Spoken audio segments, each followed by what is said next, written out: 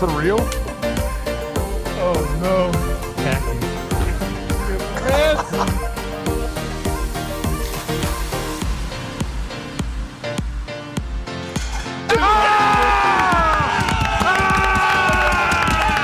Let's go.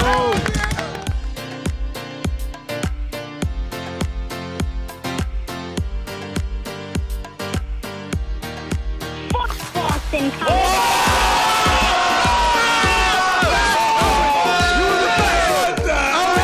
State of orange.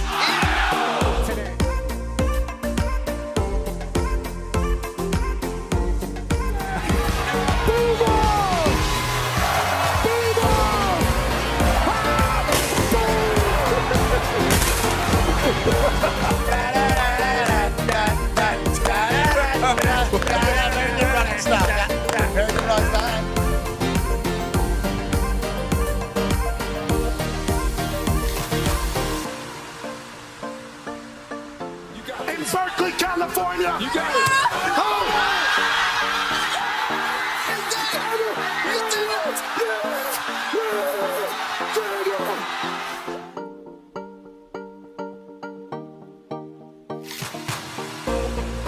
This one's for three. AJ Hawk, $5,000.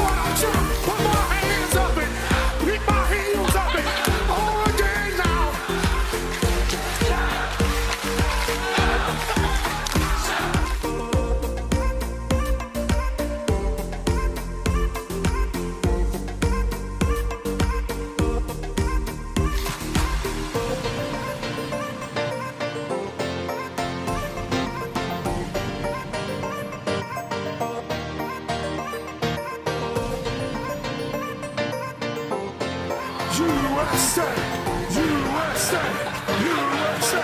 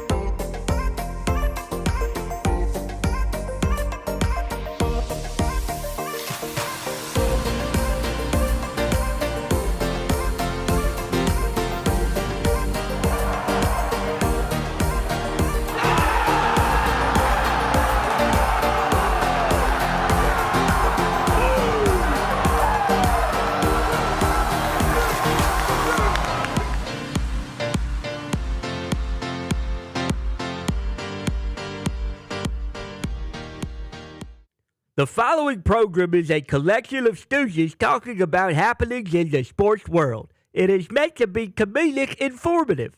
The opinions expressed on this show do not necessarily reflect the beliefs of their peers, their boss, or ESPN. There may be some cuss words because that's how humans in the real world talk. If you are young, please seek permission before watching any further. Hey, Why? let's go. This show stinks, and the fact that you listen, we are very, very thankful for. McAfee on the line with a gorgeous assist. The all-time leading tackler for the Green Bay Packers. You ping. Damn it! Be a friend, tell a friend something nice could change their life.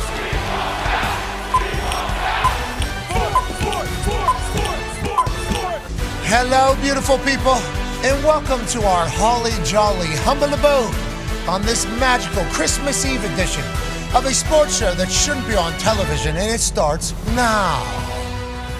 Football! It is magical, and obviously it'll be alongside of our Christmases tomorrow, 2 on Netflix, 1 on Prime. To be honest, the game certainly looked a lot better in the preseason whenever we were forecasting what a great NFL season could look like. Obviously, the Dallas Cowboys on Christmas, we're certainly going to make that happen. And listen, we can sell the hope of what the future can be, and maybe when I traded Michael Parsons, they said that it was going to be a bad situation, but the Dallas Cowboys on Christmas, if you want this to have success, this is what you do. They did. Have us play the Commanders. Obviously, that'll be a good time. Jaden Daniels, he's coming into his own. Dan Quinn, Cliff Kingsbury's still there. They traded for Deebo Samuel. The Washington Commanders on Christmas on Netflix. A new partner that's spending billions and billions of dollars on sports and live sports content and taking over Christmas from the NBA. Let's go ahead and give them a big one to start today. Hey, you know, they're just going to be coming fresh out of the unwrapping of the gifts from Santa Claus. You know, everybody's going to be kind of settling in. Boom! Let's go ahead and hit them with the Dallas Cowboys and Washington Commanders. And then right after that, guess who we got? What's more holly jolly than Motor City Dan Campbell and the Detroit Lions? A rugged, tough team. The Detroit Lions, we've seen them on another holiday, Thanksgiving, for a long time, just getting smacked in the mouth. Now they have a good team. Let's go ahead and give them Christmas as well. Let the world see this comeback tale for a city, for a team, for an organization in a beautiful way on a beautiful day in the middle of it. While people are, you know, kind of settling in maybe for their dinner or maybe their second bite or, you know, celebrating their new toys or fixing the batteries or fixing something that potentially took place. Let's give them the Detroit Lions and the Minnesota Vikings. And you know where it's going to be? It's going to be over there in beautiful Minneapolis, Minnesota, and we're going to see a lot of cool traditions. Like when things get going, we're going to see their entire fan base go, skull, skull, skull, skull, skull, skull, skull, skull, whatever the end of it is. We don't know for sure. But that's going to be a magical moment on Christmas Day. Now, I'm not going to say it's only there. Also in Iceland, I believe Iceland gave that to the Minnesota Vikings, now a part of the San Antonio Spurs world. And we would like to say we think it's a good thing, not a bad thing. You know, if only one stadium or arena was allowed to do the White Stripes 7 Nation Army, that would certainly not be good for all of sports. So the fact that something that is a sick community event like that is being added to an event as opposed to being gatekeeped away from an event, I think is good for sports. We want more moments of we want that. And anything Wemby wants to do, by the way, I think we should follow suit. This guy seemingly has it figured out. Okay, he hangs out with the monks. He hangs out with Kevin Garnett. That's both in a 2-month period. He's with a monk and then he's with KG in a 2-month period trying to learn about the universe. He's trying to make sports in the Spurs atmosphere even more electrifying. We like that. We don't hate that. But if I was a Minnesota Vikings fan forever, you could say, hey, we're the first American ones that really had this. And the Spurs fans would say, that's cool. We got a guy who's 7'9" who does this entire thing. What are you guys doing? Well, they're hosting a Christmas Day game against the Detroit Lions. And the Detroit Lions, favored by 7.5, I don't know. Oh, no, on Christmas. Just maybe that's a vibes thing, maybe not. But certainly in the preseason, looking at what this game could have been, as opposed to, you know, the Bears being the story. The Bears and the Packers, obviously always going to be in the conversation of the NFC North. Instead, it's the others in the NFC North. Whenever the others are actually in the conversation for the Super Bowl, couldn't have projected that. And then the Denver Broncos coming into the year with their defense, with another year with Sean Payton, with Bo Nix. They were Lombardi darlings. Still in the conversation for sure. And then who are they playing? Yeah. Patrick and Trev. Of course. The NFL thought, okay, they had a Christmas Day home run. Banger.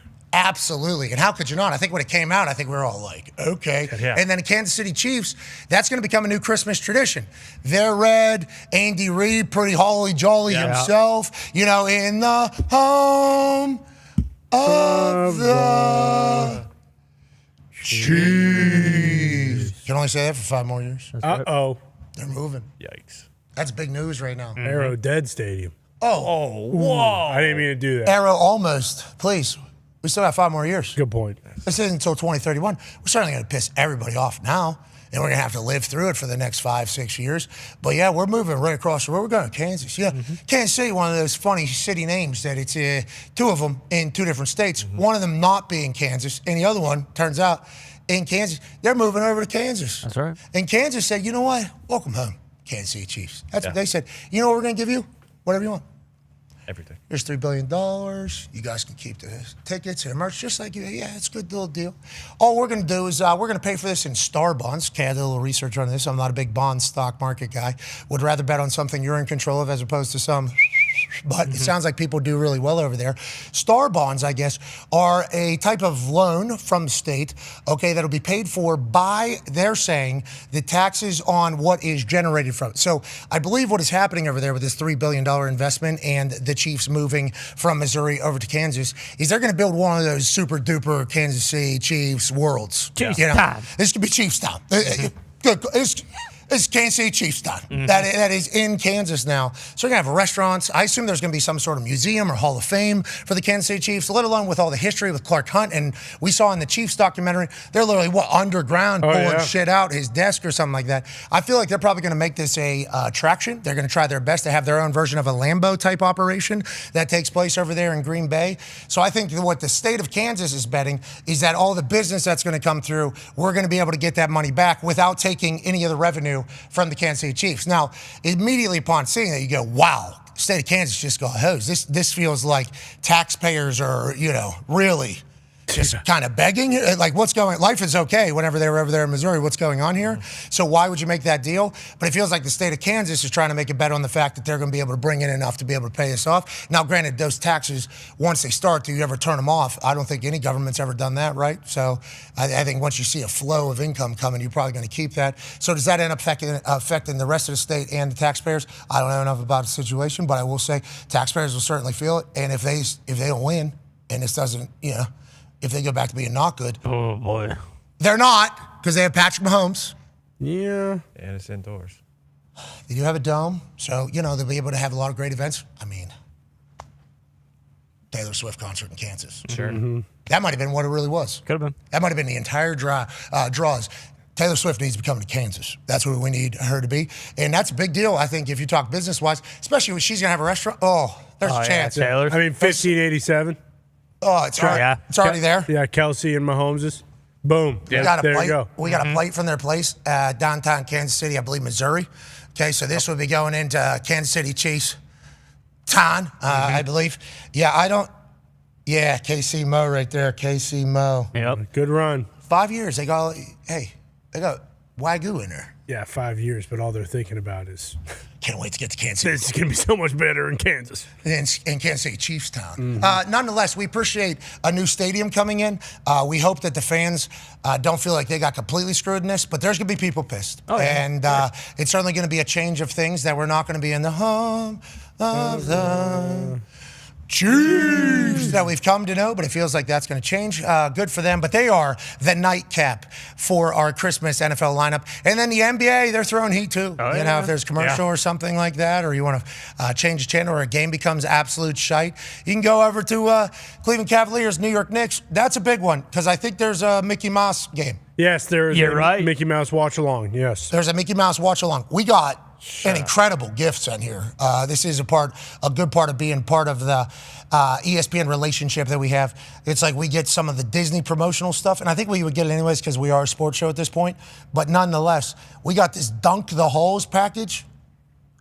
Ken's going to go crazy. Yeah, top Sick. notch. Ken is going to Lilo go. Stitch. Yeah, they got them all in there. They literally got them all in there. I think Mickey Mouse is leading. I believe the clubhouse is going to be a part of it. Sure. It's I think they're doing one of those things. That's the added benefit, especially on Christmas Day. Hey, who knows what type of Disney gifts are coming there it is. with Santa Claus down the chimney. Here's last year's, and I'll tell you, Mickey gets loose. Yeah. Hey, people Bucket. forget. And I don't know who. So those are actual humans that they make animated, I believe. Oh, they make them Disney characters? Yeah, of the players. And then they track them Yes. with a GPS thing. Yeah, and I think they're actually doing the. Whoa. Donald, Goofy. All right. Yeah, so they're going to have a good time. There it is. Problem Yeah. with the paint. So that is available. What's that on the Disney Channel? Disney Network? Probably imagine? on the Disney Channel. Yeah. The Dano thing, the Monsters Inc. thing was on the Disney app. So I assume probably. Okay, we can check that out. And then, obviously the day is filled with great sports. We're so incredibly thankful and lucky that we're in the sports world. And today should be a good one. We got Coach Mike McCarthy joining us. Mm-hmm. He had a picture of saying with his daughters last week. Yeah, he did. He said, in the season we're doing this. And I will say, we got a gift from Coach Mike McCarthy. Oh. Now, there is a chance, and I'm not even going to say it because I don't want to give him a heads up. I don't want to tip him off. All right. There was a lot of gifts. A lot of gifts. Yeah. He's a good gift giver. He knows what was in there and what wasn't in there. Yes, he does. Yes, he does. He handpicked it. He packaged it himself. We don't need to. We just need to know that even that pie, those pies. Oh, my God. The cooks. Oh, charcuterie board. Yeah, fresh moots. Come on. Foxy was back there with a knife this morning, cutting up Coach Mike McCarthy and his wife's, I don't want to say her name. Jessica. Yeah, that was who it came from. Yeah. Has he said her name before? Yes. Last week. Okay, good. If not, we should dump that. Yeah, sure. That's what I was. Yep. But I do appreciate you both in rhythm, on time. I have football coach in the NFL. I think he's probably been on the field with his wife before. Probably, yeah. Probably. Super Bowl for sure. We know that for sure. Yeah, definitely. Yeah. We all know Andy Reid's wife, Certainly. Yeah. Yeah. What's going on with Andy Reid? So is he back for? Is he going to be there in Kansas? I doubt it. What? 2031 retiring? a long ways away. Yeah, I think he's calling it before that. Talks to the table at Boston Connor at Ty Schmidt. Merry Christmas Eve. Merry Christmas Eve as well. Boys, this is a great time of year. The best time of the year. One half of the hammer. Dahn. Cowboys AP tone. What a time of the year. What a time. Football matters. Yes, it Okay, does. now tomorrow, not really.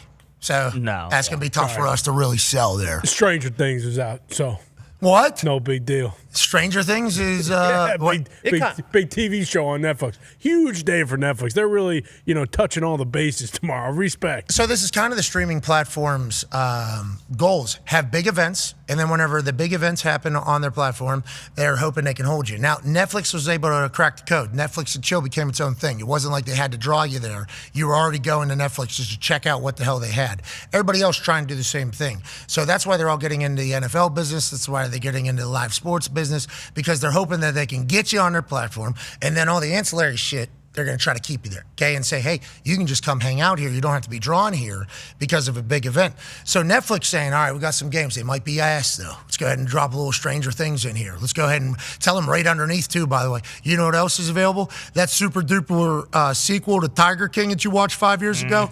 We got the follow-up on that. Boom. How about, you heard about what Pete Diddy? Boom. Yep. We got a whole thing there for it. Bang. Still trending in there. And holiday movie here. You want to get in the spirit because this game is ass? We got you there. Netflix is going to be pulling all the tricks. Oh, yeah. And Stranger Things is a good fastball. That's the one about those little kids riding the bikes. Yeah, exactly. With the underworld. To your point, upside down, whatever. To your point, quietly, Netflix dropped a Adam Sandman, George Clooney film. What's that? On Netflix right now. Yeah, I do not. I haven't seen it yet. I've only seen the trailer. Well, we know, though. But yeah, it's Clooney and Sandman, so you can assume it's kind of like a Judge Shohei home run derby of a movie. Yes, exactly. Yeah, the World Baseball Classic Boom. of a movie. Yeah, I can't believe that's available on Netflix. Right now. It came out like 2 weeks ago. I was surfing last night, and I saw it. I didn't pull the trigger, but it looked amazing. Did Bad Bunny get a recast? Travis Kelce get a recast? Is it a Sandman Happy Madison production? No. I believe it's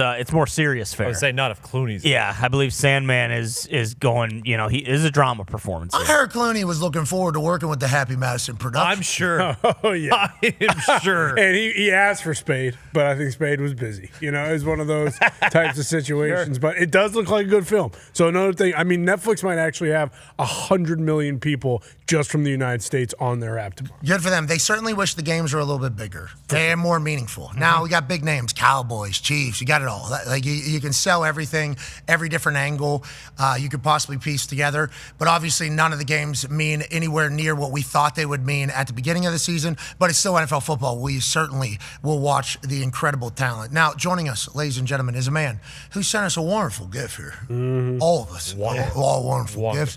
We can't thank him enough for that. Ladies and gentlemen, he's a Super Bowl champ. He's a man who is our coach. He's been joining us every single week, and I'll tell you what, this Yinzer legend has become one of our favorite conversations we've ever had. Ladies and gentlemen, Coach Mike McCarthy. Yeah! Oh, that's good far. That's good far. His moves. Getting hot in here. Whoa, yes. Yeah, it's Merry Christmas, man. It's here. Yeah, Merry Christmas Eve. Merry Christmas Eve to you as well. So mine, I actually, we had Oz come by and tell it to pause. Stop. Yeah. And it did. Got too hot. So it's just kind of chilling. It's got a perfect temperature, but it is that time of year, Coach Mike McCarthy. Merry Christmas Eve. Did you play any Christmas games, Christmas Eve games? What is kind of your MO? How many Thanksgiving games? What is your MO on playing on these big holidays? And I don't want to say the honor it is, but truly, like you are being tasked with entertaining the United States of America during their holiday. So I think it is a big honor to play on these, monumental holidays, Coach. Is that how you view it as well? And have you ever talked about that with your team? Yeah, definitely. I mean, it's another national game opportunity. You know, everybody's watching. You know, and obviously probably been, part of a lot of Thanksgiving games. And and players and coaches, you love playing on a national stage. And I think really the real joy is after the victory. You get that extra time off with your family. So you may your Christmas Day or the Thanksgiving Day may be adjusted some, but there's definitely more family time on the back end. So I personally always enjoyed playing on the holidays. I thought it was great for your team, and really it was kind of nice you get a little bye week right before the playoffs too. So I think those guys will enjoy playing tomorrow, frankly. Yeah, the football people calendar is always like, Thanksgiving's Thursday, Friday, maybe Saturday, maybe Tuesday. So we will kind of see how it all goes, because having to work, having to practice, even the teams that aren't playing on Christmas obviously have an appearance, they have a game, obviously a lot of them very, very important. It's a lucky part of our job to be able to be a part of the holiday season for everybody. Let's talk about some of the teams that are currently dancing. We talked about the slate for Christmas, and it was like projection of these teams and then what actual reality of teams are by this point. A little bit different than what we expected in the preseason when we heard about these. What do you think about the slate and the storylines of these teams? Obviously, Denver, favored by 13.5 against Kansas City. They can still go win it all. But Detroit, Dallas, Washington, Minnesota, Kansas City, all teams, because they're on the Christmas Day, we all thought this, not just the fans, but also the league, all teams that could be on a Super Bowl run, and only one of them are. What do you think that goes to say about these teams and maybe the NFL as a whole, Coach?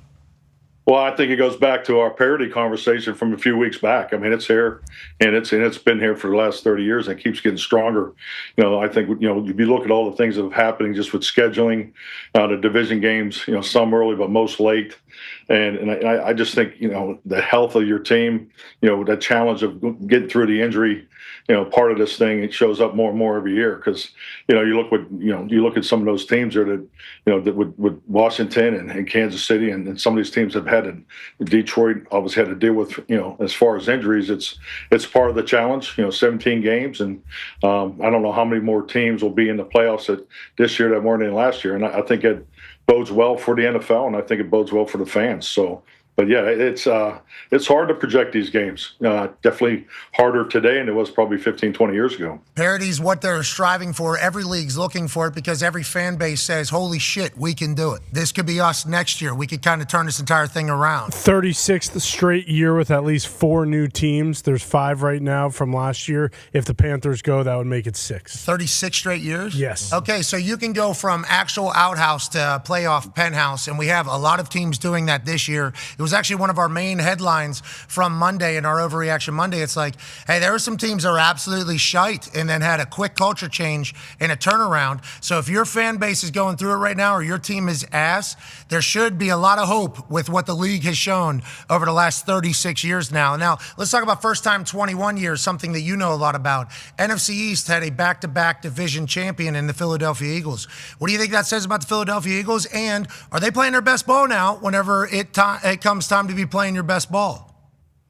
I think it says, first says a lot about that division. I think the fact that it's changed, almost yearly says a lot about how competitive all 4 teams are, and the rivalries, within that division. So, but yeah, I think for Philadelphia, they've had some ups and downs, and you want to play your best football here down the stretch, and I think they definitely have better football in front of them, because to win that division, like you've already stated, 2 years in a row, it's tough duty with no question. So it's important for them to play well these next 2 weeks to get some momentum and going into the playoffs.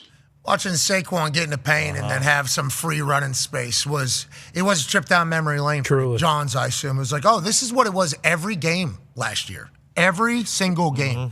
He broke the record for most rush yards in a season. Obviously, there's a bunch of different conversations there, 17 games, and it was all the way through the Super Bowl. Yeah, it just says he was on a good team, but he had more rush yards than anybody ever. The explosive play thing stat was like most in the history of the game, most 20-plus yard plays. And his yards before contact would have been a top 5 rusher in the NFL, just his yards before contact. So it's like last year what we saw out of this Philadelphia Eagles team was explosive run after explosive run. And then obviously when you have that opens up the pass game a lot more. And now granted, the pass game wasn't exactly thrilled. First Super Bowl team to outrush instead of outpass themselves throughout an entire season in a long time. Basically a changing of the guard, becoming a rushing league almost with what the Philadelphia Eagles did. And then this year, they were still winning games, but it didn't look the same. It didn't look as great. It didn't look as spectacular. And it was like against the Commanders, felt like they kind of got their groove back a little bit. And then more people get healthy, more people get on the field, and then all of a sudden, Sirianni's got a pissed-off team going into playoffs who just won a division back-to-back for the first time in 21 years in the NFC East, and they're playing their best ball. It's like, are the Eagles about to go back-to-back with the Super Bowl in a time where we don't really know who's the clear-cut best outside of maybe the Patriots with how they've been playing against everybody? Yeah, definitely. I think, the big thing, you obviously talked about the rushing production, but I know my time in the NFC East, that offensive line in Philadelphia, history is going to be very, very kind to that group. I think you're going to have a number of Hall of Famers come out of that. I think the stretch that they've had as far as health in the offensive line and the productivity, the prior years I've been very, very impressed with, and obviously having to compete with those guys twice a year directly. So, I think really their play, and it's you say it every year when this playoff slate is set. It's the battle in the trenches is a thing I know I've always looked at first, and I look at the years that we were productive in the playoffs versus years that we were not. That those battles up front are critical to your success in playoff football. Okay, so I don't want to start piecing things together, although it is Christmas Eve and a lot of people are going to be doing all those things around the family dinner table. But where are you from, Mike McCarthy? Where are you from? Pittsburgh, Pennsylvania, 15217. Okay, I'm from 15239. I believe Sirianni, Western Pennsylvania as well. I believe his dad had time in Western Pennsylvania. Signetti, obviously, sure. Western Pennsylvania. We all, AQ obviously comes on the show every single week. We all kind of have a similar mindset that the trenches are where it's at. Do you think it's because like Pittsburgh football? Like, do you think that is what Western Pennsylvania, AFC North. Basically, we've been accustomed to just like, obviously everybody talks about the steel curtain, but let's not forget about Jerome Bettis and the entire, it's just a run all the way back to Frank. I mean, it's a run place. So do you think that is potentially from like birth, you were going to be a big time trenches guy? Do you think that is something that has happened? Or do you think just most football people are trenches people? No, I'm buying it. I'll buy anything from Western Pennsylvania for sure. Absolutely. But I think you look at the history of the game. You look at championship football. I mean, it's. I don't know if you can go through all the Super Bowl champions and look at their O&D line and it was not a strength of their football team, or definitely part of the strength of their football team, because you have to have it. You can't. Defense. I always look at the defense as the thermostat of your football team. They regulate how the game is. Because the defense can always keep you in the game. And you watch these playoffs. Every one of these games is going to come down to a 2-minute drill. It's going to come down to that last series. So you got that defense that keeps you in the game, and that's why, frankly, I think you have to spend a tremendous amount of time on the game management and the 2-minute drills and so forth, because that's how you advance in playoffs, and that's how you eventually probably have to win the Super Bowl. So it starts in day one. But the trenches are you got to have it, and it's hard to win a championship if you don't have a defense, regulating those football games for you. And I could just tell you, of 18 years being a head coach, I've had one top 5 defense that I've coached, and that's the year we won the Super Bowl. So there's definitely some statistical, support that lays it out there for you. Yeah, and it feels like this year there's a lot more elite defenses or great defense, at least more than in past. Like I think way back in the past, from my perspective, 1 or 2 good returners in the league. Okay, 1 or 2 good returners in the league. Then it became like, hey, everybody saw that was an added benefit. We're going to try to get a good returner. This year, I think it's the same thing whenever it comes to this defensive conversation. I think there has been in the past like 2-3 defenses that maybe we thought could win a Super Bowl. Now it feels like it's more prevalent. Like, hey, do you think that's because defenses are catching up to the modern offense? Do you think that's why that is? Do you think defenses are getting better? Or do you think defensive players are getting better? Why do you think defenses are maybe getting better across the board? I think it definitely have caught up with that question. I think the biggest thing that I've seen is, these rule changes and who adapts to them, the quickest. And, I could remember, when they'd taken the helmet out of the game and just the way it was, officiated, it was so hard to play safety in our game. I mean, there's a point that you're wondering if, some of these guys were really going to be able to play. So, but, the coaches and the players, they got it done, focused on the techniques and made it safer as far as taking the head out of the game in that particular area as far as crossing routes and those kind of collisions and so forth. So I think the adjustments of these rule changes is now we're into a full generation of that. So we're it's definitely being coached and taught in the high school and the college, and so I think our game as a whole is there's that you have more flow than where you make an argument through the early 2000s, really from 2015, 18 that there's so much change in the rules and in officiating. Those guys even had a tougher job. What was a foul, what wasn't a foul, and those things can affect outcome of games. So I think that's what I see has been a big part of it. But I think these D lines in today's game are as dominant as I've ever seen. If you don't have 4 number 1 picks on your defensive front, I mean you're behind the times. And I think if you're looking for value distribution, how you build a roster, if you just want to look for a blueprint, 4 number 1 picks in that front is kind of the norm. And that's why as an offensive line, you probably got to consider having 3 number 1 picks, as far as the value distribution of how important it is to win up front. So I think that's something that has always been there, but I think everything's heightened because, people like yourself and the conversations and the detail of the conversations that I see now that being able to, sit out and watch people talk about the game. It's the education and the expertise is so much more available for our fans. And I think we've helped educate the fan base better. And, it's not in gambling probably has advanced that too some. Oh.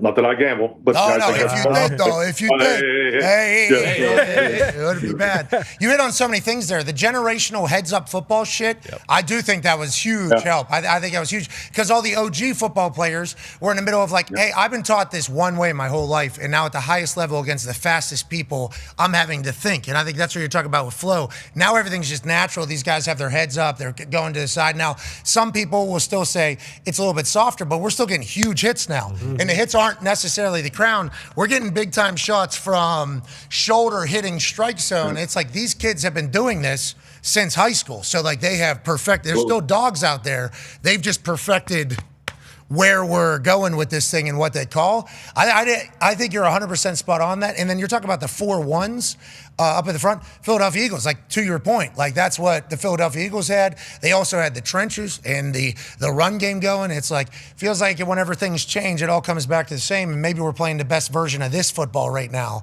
than we had been for the last few years. It's a good time. The games are great, and even 44-year-olds can get back in there and spin that thing. Hey, Phil Rivers, not bad. Not that was bad. impressive. Okay. Were you at the game? Oh yeah, it looked like a great atmosphere. I was doing everything I could for him. Mm-hmm. I was doing everything I could for Phil. I was trying to be as quiet as possible when he was making the checks. I guess watching the TV, everybody could hear everything he was saying. Are we doing that to every quarterback? Are we doing that to every quarterback? Are we having the mics all the way up at 10 whenever he's speaking? How come everybody at home knew Orlando was going to be the quick for Tyler Warren, pick 6 for D Winters? And then he even talks to him afterwards. He goes, "You heard me do that in the first half earlier?" And D goes, "Yeah, I heard that." And then you did it again or whatever. He goes, "That's all right. Good play. And he jogs off. And it's well, you know why I heard it? And sure, maybe just his ears, although I'm not 100% sure if you're able to hear anything after hearing that Lucas Oil Stadium one time. But maybe it's because the TV had Phil Rivers on 10, and it was echoing through the goddamn sidelines, baby. I mean, everything he said, we heard, and obviously he's making checks. But they had this clip come out yesterday on Inside the NFL which is now available on X from NFL Films. And by the way, that's right home for him. It's a clip show. They showcase Aaron Rodgers, okay? And he is talking to a guy that he's been putting over all year, Kenny Gainwell. Publicly, he's been putting him over. He's been saying, I can't believe we're only paying this guy this much. This guy's so good at football, which once again goes back to leadership, okay? Whenever you're publicly putting people over, they know that you're on their side, so then they want to show up for you in an even bigger way. Aaron knows that Kenny Gainwell is severely underpaid. This guy is severely underpaid, which could be a little bit of a issue, especially with how he's performing versus other people who are making a shit ton of money in the locker room. So Aaron Rodgers being like, I like this guy, this is my guy, and going to bat for him publicly is a form of leadership that I don't think people are really talking about whenever you talk about rallying the troops and getting the best out of people, no matter what position they are. And then on the field against the Detroit Lions, have you seen the clip of him talking to Kenny Gainwell? No, I didn't see it. Boom, here it is. Oh, you talking when he changed it and told him to go to a go? Yes. Yes. This side, yes. this side. Run flat to the right. Motion all the way out, run a go. All the way out.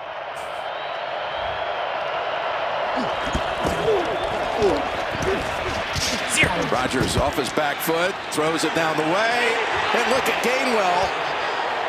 And he scores. Thinks he has a touchdown. He catch it. He catch it. Excellent. Okay, so, Coach, that is a play that I think we don't really see much from quarterbacks anymore. Phil was doing some of it, Aaron obviously doing it, and Bruce Arians, who was in here yesterday, he's like, that's a quarterback. Like, that is what a quarterback is right there. What is your take on that play, and how normal or common was that back in the day versus maybe now, Coach? Oh, I think that's, of all the quarterbacks that I've had the privilege to work with, his at the line of scrimmage command and they all see it great at the line of scrimmage. I think just the way these young quarterbacks coming in the league and the way they're with what they have available. But there's one thing of understanding it and seeing it, but to apply it in real time, I always felt Aaron had such a gift there. And if anything, the challenge was him playing so much faster than his other 10 teammates. So, but yeah, his ability to process at the line of scrimmage and get that done in real time. I always thought he was exceptional. He played at a different level in that area, and that's a great example of it right there. How much does that happen? Because he's literally just drawing it up basically in the dirt there. Okay, they're doing this. You definitely have a linebacker on you right now. Instead of running the flat, Kenny, let's go. And Kenny, by the way, is told to go to the flat. Okay, still looking forward in his thing. He's told to go to the flat. So when Kenny said, all right, I'm going to flat. Who knows what the actual play call was? And then 2 seconds later, go motion all the way out and run a go. Yep, you got it. I'm out of here. Just not even questioning. Like that, I think that showcases a lot of buy-in too that nobody really talks about in what these Steelers have going on, Coach. Yeah, and what I like about it too is really the second part of the play. That was the pre-snap, but look, you watch what he did in the post-snap. Because he's obviously looking off the safety. He's holding the safety on the backside hash. So he's clearly going there. Once he confirms he has the one-on-one there with the linebacker. So the ability to take the safety out of the play too is a big part of that too. So not only to see the check, to recognize that the man coverage, but to also in real time have the presence to hold off the safety, and then to make the throw off his back foot. So, that's quarterback play, and that's it's a big part of his greatness. Yeah, certainly. And then also making a catch. Yeah. Getting up there and doing it. That's awesome. And now, granted, he's fun. He deserves a lot of money, so he's on contract here. Sure. So those types of catches certainly help. But I think everybody around him is like he's already earned whatever contract is coming. This guy is unbelievable. Speaking of unbelievable, 19 straight years of a non-losing season. Go ahead, Tone. Yeah, Coach. Mike Tomlin, 19 straight years of not losing, 22 straight for the Pittsburgh Steelers as a whole. He got his 200th win on Sunday. Can you just talk as a head coach how hard this is and how impressive this run is? And I think you're pretty close to 202 yourself, aren't you? 185. I looked it up. 185. Hey, that's a lot of weight. Hey, that's a lot of wins. Okay, Coach. That's a lot of wins. Hey, say anything? Doing a thing? That's incredible. Good for you. Yeah, I mean, 200 wins. Actually, I'm so happy to see Mike, get the recognition and love that he deserves. We talked about Mike a few weeks back here on the show, and this is to me is the reality of who he is as a coach. I mean, to do that for 19 seasons is incredible. I mean, you want that in your leader. You want that in your leadership of how you train the team, and to do that 19 years in a row it's an incredible. He's a Hall of Famer in my view, and I'm just really happy for him to see him recognized properly, and this is what he deserves. All right, so who are all you olds that have been head coaching around for a while? Andy, McCarthy, Sean Payton would count. Sean Payton would count, I believe. Mike Tomlin. Who else? John Harbaugh. John Harbaugh, I guess, because and I guess Pete Carroll. Pete Carroll. Yeah. Which, hey, Don't have to The bring run, him up. Pete. Jim Harbaugh. yeah, Jim Harbaugh. But Jim's yeah, up I there. guess 2. Yeah. yeah. I mean, he was with the Niners though. Yeah. So, but it's like, it's obviously if you're ass, you're not getting that, you know. So it's like you don't survive that long for being an ass at your job at anything in the NFL. True meritocracy, you know, that will actually catch up with you if it's not going how it's supposed to go or how they're expecting or how they are hoping it would go. But Coach Tomlin always winning. Tell me what that, because you know Yinzers, shit, you know Yinzers. So whenever you talk to them, they're like, winning season, cool. Yeah, this is fun. All right, this is fun. We'd like to win a Super Bowl. Feels like after watching this team beat the Lions the way they did, the Steelers fans are starting to be like, wait a minute, maybe this team can win a Super Bowl. It was just a few weeks ago when they were saying, we're done, this team is cooked, they can't win a Super Bowl. Yeah, we'll win games, but there's no way when it matters they'll win. Now they get a win over the Lions. They play the way they do. It's a tough win, obviously crazy ending there. But they think to themselves, actually, our team can win a Super Bowl. What are your thoughts on the Pittsburgh Steelers? And what are your thoughts on what they would need to do to win a Super Bowl, and can they do it? Yeah, I think I can. I mean, you know, Sunday I called home, you know, right during the game there, you know, the Pittsburgh-Detroit game, and it kind of reminded me of old times. You know, my mom was cooking, everybody was there at the house watching the game, and everybody's so excited now, just like you've said, and you know, they're talking about winning Super Bowls again back here, and that's an exciting time. You know, just it reminded me when I was a kid, you know, back in the 70s. So, you know, that's what I'm rooting for. You know, I think Green Bay still has enough to make a run here. Let's, you know, get healthy and, you know, get this playoff berth here this week. But yeah, it's exciting times in Pittsburgh, and that's the way it should be. And it's great to see the fans just stay behind this team. But I know, just talking to family and friends, you know, this past weekend, everybody's fired up, and it was cool to see that. I love the nostalgia, good vibes, because Pittsburgh is obviously a place where when the Steelers are winning, the town is much happier than whenever the Steelers are losing. And we actually asked everybody that's going to be on the show today in front of a microphone what their Christmas wish would be in football. What would their ball Christmas wish be? What was yours, Coach McCarthy? Well, I'm sorry I jumped ahead. I'm wishing for perfect timing. I'm wishing for a Pittsburgh Super Bowl. I think it'd be great to get back, see the black and gold, and really, just when I was asked the question, I was thinking about my conversation, you know, with my mother and my siblings this past Sunday. So kind of had that vibe, you know, it had that 70s vibe to it, and I think it'd be awesome to see these guys go on a run here. Could you imagine Aaron Rodgers going into Pittsburgh after he was just booted out with Achilles and a half out of New York, goes into the darkness, booted out of Green Bay, and then he goes to Pittsburgh, a town that.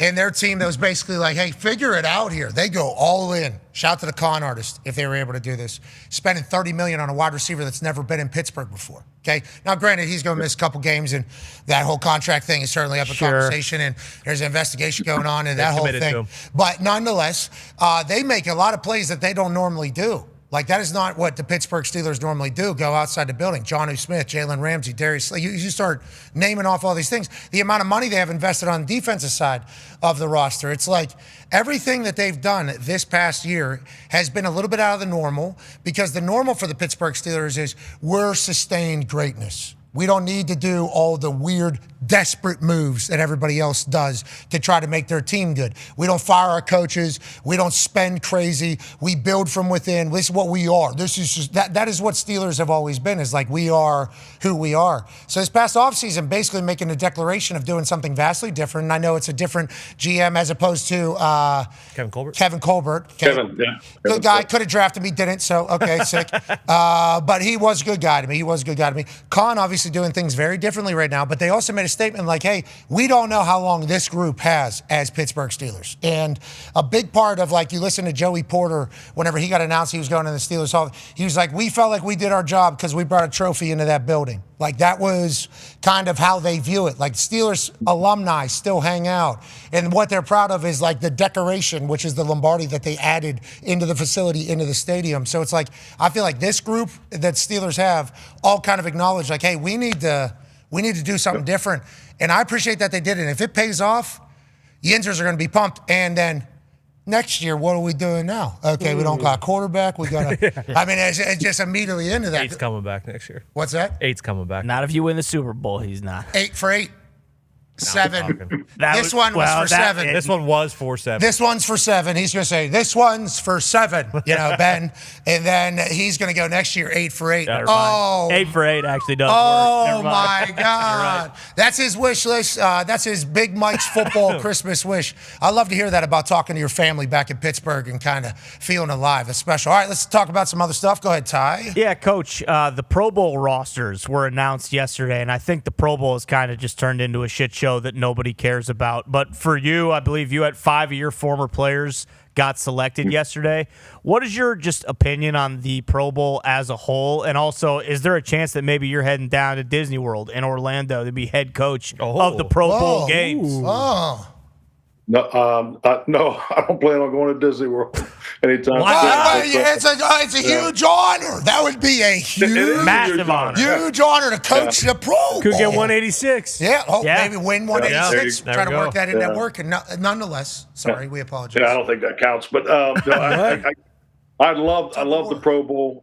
We great memories as a family coaching the Pro Bowl. And I can remember my daughter Gabby always wanting to go to the Pro Bowl, and say, "No, honey, we want to go to the Super Bowl. We've been to too many Pro Bowls."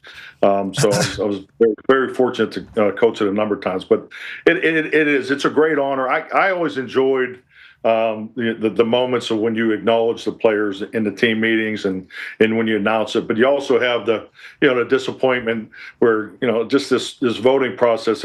It sometimes seems where a young player gets voted in maybe the next year instead of the year that he actually has that great season. So yeah, the voting process. I mean, you could pick that apart if you like, but it's a big deal. And because just like anything, when you do have acknowledgement from your peers, when the coaches and the players do vote on it, that I think that means the most. I always felt respect is what we all want in this game, and to be respected by your peers, it definitely carries a lot of weight. But no, it's the game itself and what's happened to it. Frankly, I think it's a shame.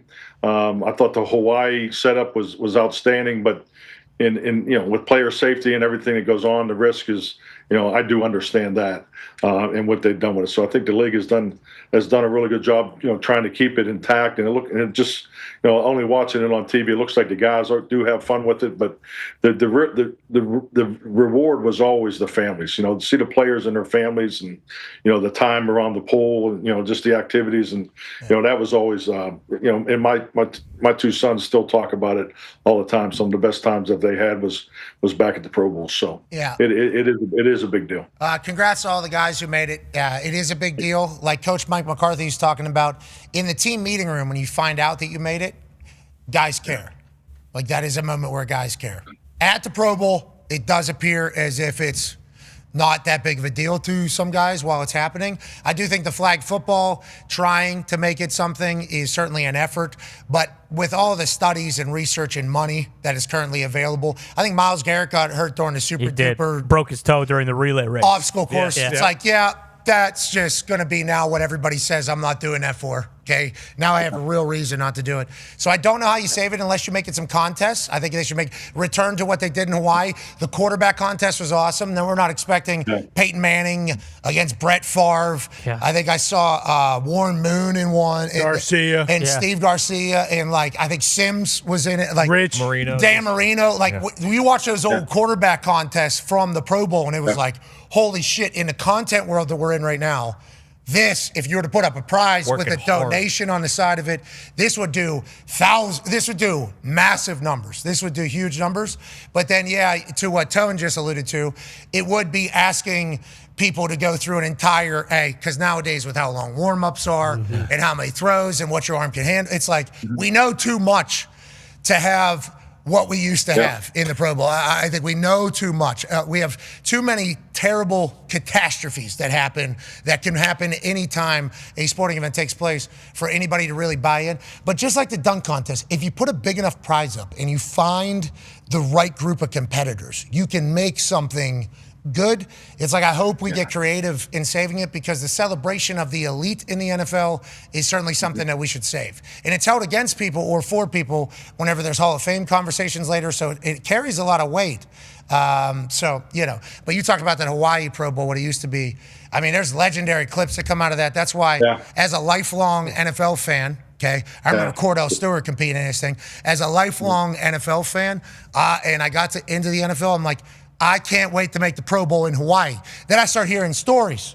Turns out, and I think it's already been said publicly, Peyton Manning was like the mayor of this thing. He had this thing set up. And I've been to some stuff. Yes, he was. So he was. I've been to some stuff that Peyton Manning has set up. Every attention to detail, this guy, he sets up amazing things. So I've heard the Pro Bowl around the pool. It's all set up. Then we got this. Guys meeting with each other, talking with each other, families meeting each other, setting up, I think there's multiple charities that have been put together, businesses that have been put together. I've heard the Pro Bowl back in the day, let alone the party, the amount of boozing that's taking place by everybody celebrating life and ball. It's like I heard these magical stories when I got in the league. They're like, oh yeah, Peyton kind of puts it all together. I'm like, yes, I need to make this. So I can't wait to do this entire thing. So I finally make it. They moved to fucking Arizona. I like Arizona. I like Arizona. Great place. I love Arizona. We didn't even have the whole hotel. Hotel was split with some other big convention. Conference that weekend. So guys couldn't even drink in the lobby. I mean, it was like the worst. I'm like, whoa. I missed it by a year. I think I missed it by a year. But it's like, I think there is a way to save it, and it all revolves around, I think, back in Hawaii, where it becomes like a celebration of the greats kind of getting together. And the amount of content behind the scenes shit we could get could make that a profitable thing. But I think it's going to be hard to bring it back to life, Coach. But it matters. It does matter, I think, It was incredible. I mean, the Ko-Olina Resort out there, it was fabulous. My first year in the league was 1993, in the hotel just opened up, and I can remember going downstairs and having toast and coffee, and it was $18, and just to watch that whole area grow out there, and then to go back here as a head coach in 07. And you said it. I mean, Peyton was the mayor of that whole operation. He actually would give an address to the whole, both teams, of the AFC and NFC, and, with his sense of humor, I mean, it was awesome. I mean, he did such a great job of, letting everybody know, kind of the rules of, around the pole, and, I can remember him talking about, autograph situation where, I think it was Jerome Bettis or somebody came up to him, and it was his uncle, and he had to throw Jerome and his uncle into the pool. He had these funny stories to go with it, but he did a great job of setting the tone the first night that we were in there, whether it was Sunday night or Monday night when it started. And so I, definitely as a coach, you always appreciate it. But yeah, the game was really secondary. The post game party, I think people look forward to that more than the game. But it was the interaction between players and coaches and the families. Like I said, great memories, and I think that part's missed. Now I've never done the Pro Bowl in Disney, but I would think they do have that component in place down there, because who doesn't love going to Disney World? Well, you just turned it down. We asked you to coach, and you said hell no. Hey, I got plans, man. I got busy. I got things to do. I got this dog wants to go hunt. No, he missed the window there. Gus? I got some. Well, I didn't miss the window, but I'm not going to be able to take them.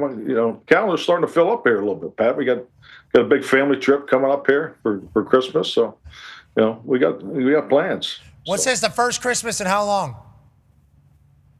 19. I was 2019, but before that would have been 1987 or 1988. Jesus Christ!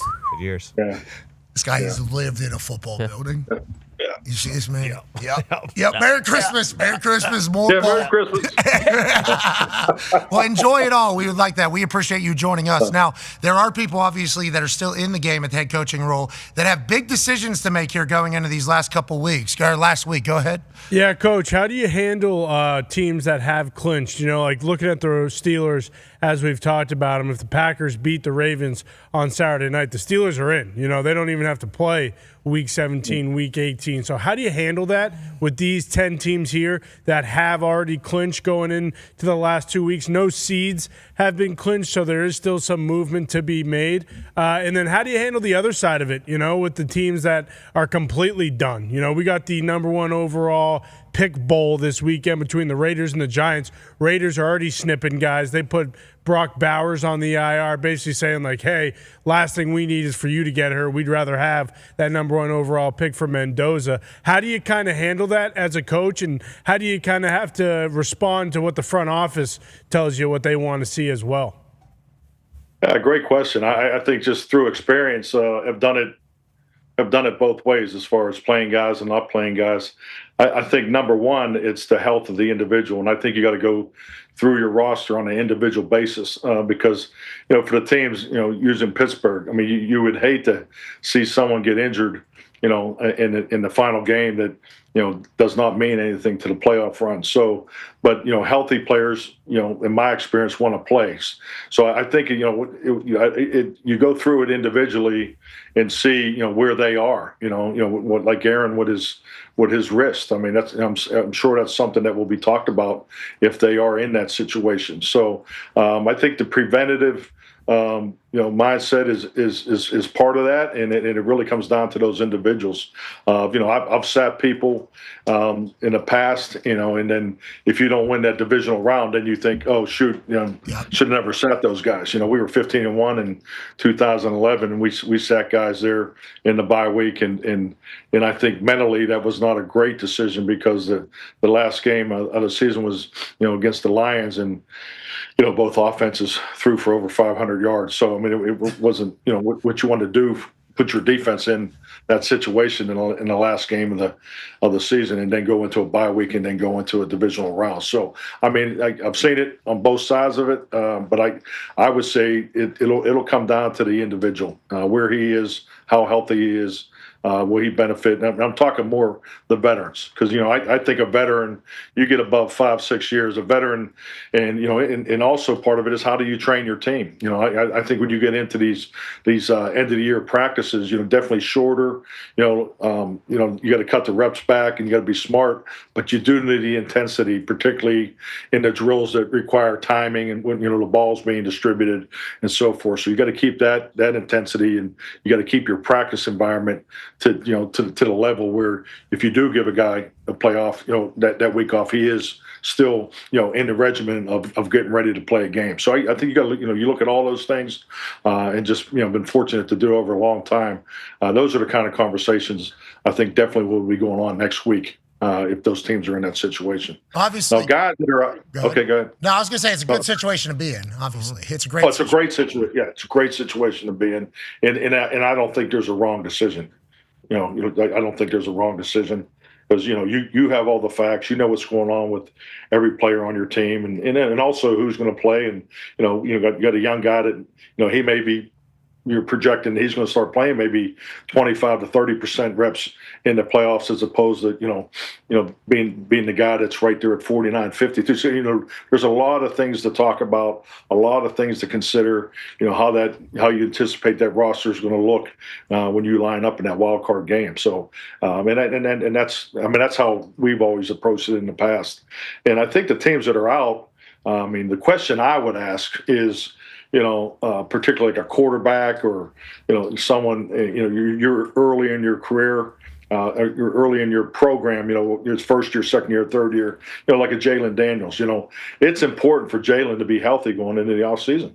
You know, because these players, particularly the quarterbacks, there's so much more that they have to do away from the facility because of the limitations of these off-season programs. Now, I know I sound like an old coach bitching about it, but you don't have the time at the facility that you used to have. So these quarterbacks, and I look what, my last experience with Dak Prescott, the amount of time that he spends with his perimeter teammates and away from the facility is remarkable. And that's, that is now part of your offseason program, and you have to approach that. So, I mean, if I'd want my quarterback healthy coming out of that, regular season, especially if these games are not, you're not fighting for the playoffs. But, also you got don't cheat the game. Like, I understand that. The fans are paying for and so forth and so forth. But if you're early in your development of your football program, boy, I'll tell you what, I'd want my quarterback healthy for that offseason program. Selfishly as that.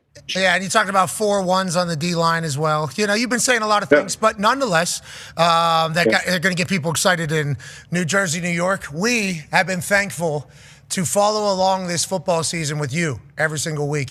And the gift that you sent to us, one of the kindest things we've ever received here, honestly. I want you to know that. Chef Foxy was chopping it up this morning. We had a nice charcuterie board. That Wagyu steak you guys sent. Oh, my God. Mouthwater. Oh, Good so steak. good, so good. The apple pie. Oh, my God. Oh, the apple pie. So all of it was great, Coach. We appreciate you for that.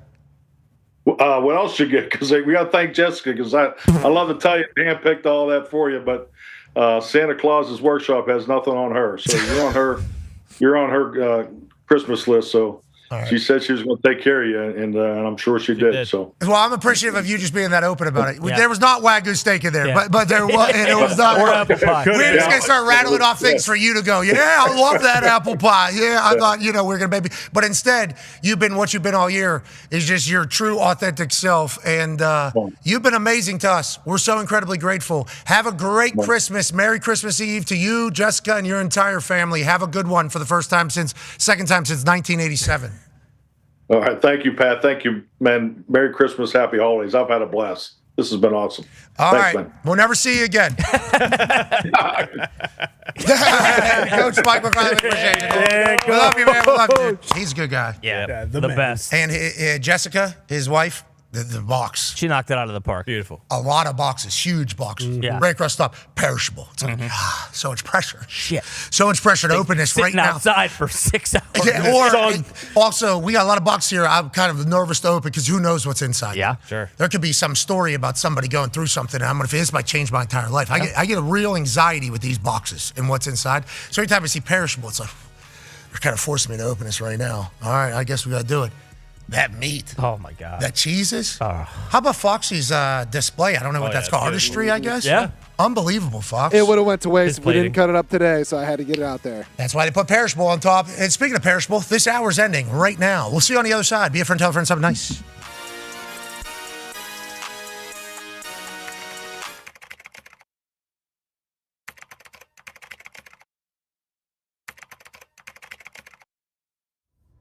What a morning.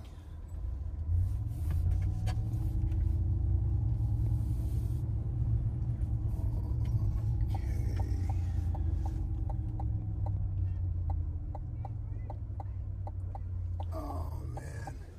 Yeah, what's up, buddy? Mr. McAfee, man, what's up, man? I'm your biggest fan. I know you're not. Yo, I am, man. Hey, don't after Mama and think Daddy so. McAfee, of course. Hey, but look, hold on. 'Tis the season, right? Can you sign this for me? Yeah, Hold on. I you got it. it, man. Here you go. Here you go. You gonna sell this thing, No, I would never do that. It's for my kids. Yeah. You know, for charity. The troops. Oh, your kids are troops? One day, right? Yeah. Yeah. Yeah, they'll That serve looks the good right community. there. That looks good right there. See you, man. Have a Yes, great holiday. Yes. Thank you, Mr. McAfee. I appreciate you. Yeah, no problem. It's McAfee, by the way. What? Yeah, Hey, McAfee. like the antivirus. Yeah. Okay. Yeah, I like that. It's more than just an antivirus. All right. Okay. It's more than just an antivirus. Phew. Jeez Louise. It's more than an antivirus, and we love that. It's more than an antivirus, they have your back. It's more than an antivirus, and we love that. It's more than an antivirus, they have your back. All roads leading to Eugene, and I can't help but say, hey! Hey! You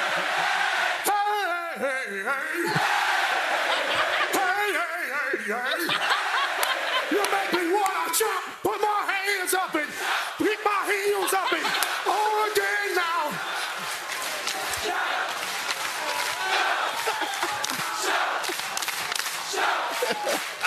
A little bit something now, a little bit something now, a little bit something now, a little bit something now, a little bit something now, a little bit something now, a little bit louder now, a little bit louder now, a little bit louder now, a little bit louder now, a little bit louder now, a little bit louder now, a little bit louder.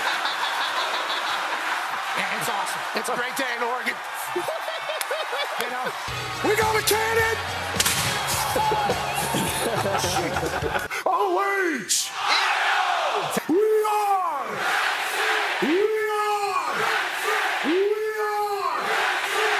Thank you.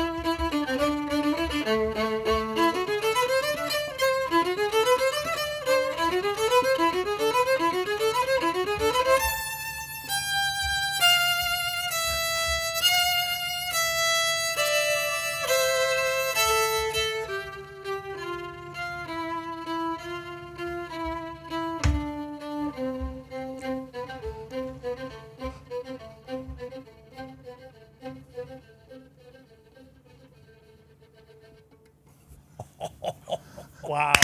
Oh, my God. Hour 2 begins right Unbelievable. now. Let's go.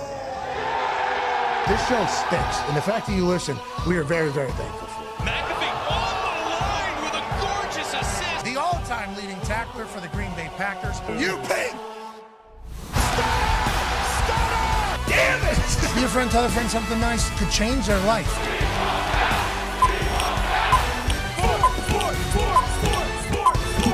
Hello, beautiful people. As Sam exits stage left, that man can play a fiddle, can't he? Yeah. On this glorious Christmas Eve, hour 2 begins. All right, now football. I'll tell you.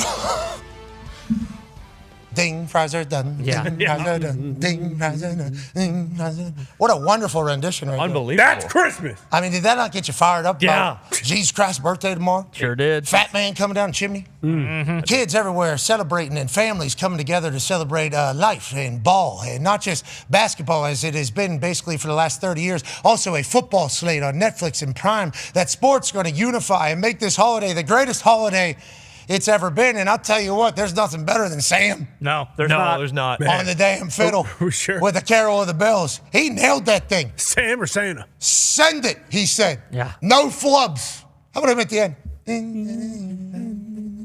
Any part of that could. Yeah. Oh, yeah. A little bit softer now. I'll tell you what, he did kind of a little bit softer now at the end of that. You know, every once in a while you go to a Howl at the Moon and some fiddler will get up there and play the Devil Went Down in Georgia, looking for his old steel. And it's actually in my drunken state a couple of different times have purchased violins or fiddles to be delivered to my house because of how cool it looks whenever you're really getting after it. I think it's a pretty hard thing to do, though. Without a doubt. Yeah, I'm pretty sure it's not. Yeah. I've tried a couple of times. I haven't really been able to get there. No. Because, boy, it would be good to be Johnny and send the devil packing down there. But turns out it's pretty difficult. So shout out to Sam for that. And shout out to Christmas for happening. Talks the Tables here at Boston Connor and at Ty Schmidt. One over the hammer, Dahn. Cowboys AP Tone is here. And joining us live from an attic in Ohio, ladies and gentlemen, is a college football national champion, Super Bowl champion, Ryder Cup winner, A.J. Hawk. Hawker, did you... Merry Christmas. Merry Christmas, Hawker. Thank you. Merry Christmas. Absolutely. Who's on your shirt? Can't see because you're I believe it's Clark Griswold, yeah. Is that your favorite? Nice. Christmas Vacation's your favorite series or movie as a whole? Christmas. Yeah, I'd say a Christmas movie, no question. Christmas Vacation, yeah. That's the king. Okay, shitter's full. Grinch, you like Jim Carrey one? Original? Jim Carrey, absolutely. What's the one I've been watching with Mackenzie? Benedict. Yeah, Cumberbatch. Benedict Is that Cumberbatch. Pharrell. I don't think I've seen that one. It's It's good. good. If you haven't seen it with your kids, I don't know if you'll get into it. Your kids might be past the age of it, but like Kenzie, 2.5 years old, 3 years old. I mean, it's right in her wheelhouse because of the incredible animation and the songs, bangers, and obviously the animation is just at such Watch a level it. where it's like 8K. Crazy. I mean, it It's is. better. Yeah, it's a good movie. I like the Jim Carrey version still. We watched that as well. She understands that this is also the Grinch. Two different Grinches here. She likes that. How about the Santa Claus with Tim Allen? That's a yearly tradition for my household as well. Yeah, what is there? Was there 3 of those? They didn't get better as they went, but they still are all right. Yeah, they existed for a while. Story's still good. Obviously, no the Santa doubt. Claus story is still good. Evil Twins. Speaking of story, Christmas Story. Yeah, we're watching that. Yeah. Classic. Miracle on 34th or 32nd, whatever it is. Miracle on 32nd. I don't think I've seen that one. Yeah, No, it's I a don't Wonderful think you need- Life. I don't think you need Oh, to. classic. Wonderful Life. Yeah, It's a Wonderful Life. From like At the 50s, right? That train movie sucks, like too. 40s. Polar I Express. love Polar Express. That You that son of a movie bitch. Sucks. So that one was the one with the bear? Is there a bear in that one? Tom Hanks, I believe. Polar Express, Tom Hanks animated thing, right? Bear, Bear, I don't think so. Yeah, it's Tom Hanks, and he plays like 6 different characters. He's a freaking nut job, man. Oh, okay. I don't think I've seen that one. You brought up Elf. People get real emotional about Elf. I think the people really love Elf. I really like Elf. That's kind of my generation. That makes sense. Right It's there. a real new school dude kind of thing. It's an all-time classic. But it is that new school though does love Elf. They love it. You'll get into like Christmas movie discussion with that particular generation, and there's real emotion behind Elf. And I don't think I knew the first time the smoke that I was walking into potentially because I had not seen Elf. I think my generation a little bit older than yours. I missed it. I apologize for that. So I am Will Ferrell fan. Let's not get it twisted. I am Will. That one movie may be worse than the history, but all the other ones are bangers. So I think that should be certainly talked about. Semi-pro brother got me through a lot of time. No doubt. Step What bad one? What's the bad one? that one where they're detectives. Yeah, like the Holmes last and Watson. 5. Yeah. Whoa. Oh, is it like he's trying to be serious, like dramatic, or what? No, they were trying to be funny. It was Very slapsticky. It was tough. Home Alone. He made a comeback afterwards, though. But I didn't say Elf as mine. Home Alone, exactly. That's my goat. 1 and 2. That's the GOAT, yeah. Yeah, so like Home Alone, Santa Claus, Grinch. I'll toss in A Christmas Story, Turbo Man. Yep, sure. Yep. Yeah. With Arnold. Jingle All the Way. Jingle All the Way. Four Christmases is great. Okay, that one's not bad. But I didn't. I was rattling all these. And I didn't say Elf, and somebody got actually very mad at me for skipping over it. I watched it. It is a good movie. I think that's a very good Christmas it's great. movie. And it came out when Will Ferrell was on that generational run with all those movies that came out that you guys mentioned. So it just hits harder. And anything that lasts every single Christmas, it still plays on TV. That's a good movie. Okay, let's do something that we forced Coach McCarthy to do in the first hour because he brought up the Pittsburgh Steelers. We asked him via text, just like we did to you, hey, what's your football Christmas wish if you could have one this year? He said, I want Steelers to win a Super Bowl so my family can have fun again. It felt like it was the 70s. Yeah. I mean, what a cool thing Thank for you, him Coach. to have. Hopefully that'll happen. Con Man, what was your football or football's Christmas wish? Yeah, my Christmas football wish this year was kind of concocted this offseason by someone, and I thought it was genius. Maybe it's every offseason, but whatever. I want for Christmas every single year the offseason acquisitions, whether it be free agents or trades, to not be announced until week 1 as teams are running out, i.e. Pittsburgh Steelers. Who's going to be their quarterback? The season ends last year. No one knows. Week 1, 10 guys run out. Who's going to be the 11th guy? Who's going to be the quarterback of the Pittsburgh Steelers? Boom.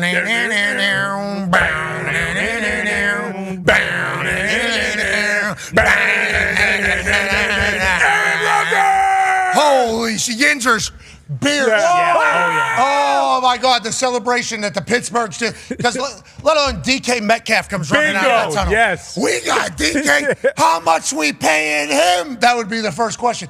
Oh, the quarterback's got to be some low salary ass. Better not still be Russ. Jameis. And then somebody comes out, and then all of a sudden, head down. I think hoodie up. Right? I think we got a Stevenson Ranch hoodie on. No helmet. No helmet on. It's over top, and we walk out, and then all of a sudden, like AJ Styles, double hits, and then run out. Oh my God! Name comes up, fireworks are going, and we'd like to showcase how selfless we are, because boy, our jobs would suck if we didn't know where any free agents were going. Hurts us personally. Yeah, but could you imagine the scene? Think about Sunday Night Football. Think about the first weekend Sunday Night Football. Now, granted, it'd be elimination. Of course, there would be elimination, but also you might not know. Like, who knows? Maybe this guy got hurt in the offseason. You're not sure. Boom. 2026. Who's running out of the tunnel for the, I don't know, let's just say Indianapolis Colts who are on Sunday Night Football? Lamar Jackson. Oh my God. How did this happen? Now granted, Can you imagine the reaction to Dan Jones running out though? Because for the Colts? Yeah. Oh. Yeah, might get a negative reaction for some of those guys. Yeah, but that might be I even went cooler. crazy though. I went on absolutely crazy. And then after the first drive, they walk down the field. Everyone's like, oh, of course, Danny Dimes is our quarterback. But hold on. First drive, Danny Dimes runs freaking wild, brother. Which he did. Yeah, maybe throws a 30-yard touchdown. Punted. Yeah, we didn't punt for 6 weeks. That roller coaster? The only issue is if you're an away team, which half the leagues would be, you would be jogging out to, I guess, some away team heat, and it would just have to be there. Or maybe all the starters have to wait until the home game 2 days. Yeah. Or that's the cool pregame, hey, why are we watching pregame shows on week 1? That's why. The away team reveals their... On the pregame show, they still jog out of the tunnel, empty tunnel. Empty tunnel. Pre-workout. Yep. Exactly. Just coming on, light show, the whole thing. I'm a Pittsburgh Steeler now. That whole thing. Yeah. Not a bad idea. Okay, Ty, what was your... football Christmas wish? My football Christmas wish is pretty simple, pretty attainable, too. I think it's something that could actually be done probably fairly easily. I simply want Micah Parsons to get a new knee for the stretch run here, preferably his own. So I don't know if there's a way if they could, Is that you? Who is that? I'm up to the task. If I need to. Got cleats on. Good scrub. Well, yeah. I mean, what are you talking about? I'm performing knee surgery on the field to make sure that this guy's ready to go for the playoffs. So, because Coach Mike said it. Hey, I think the Packers have enough to, still make a run. Boy, I'll tell you what, if I could just somehow get this guy a new knee before, 8 o'clock on Saturday, I'd be feeling much better going into the playoffs. And I think it can be done. I would like it to be known that the biggest response in pop that I got from hearing the boys' responses whenever I pitched idea of football Christmas wish, Ty's response within the words leaving my mouth, they just got out of my lips.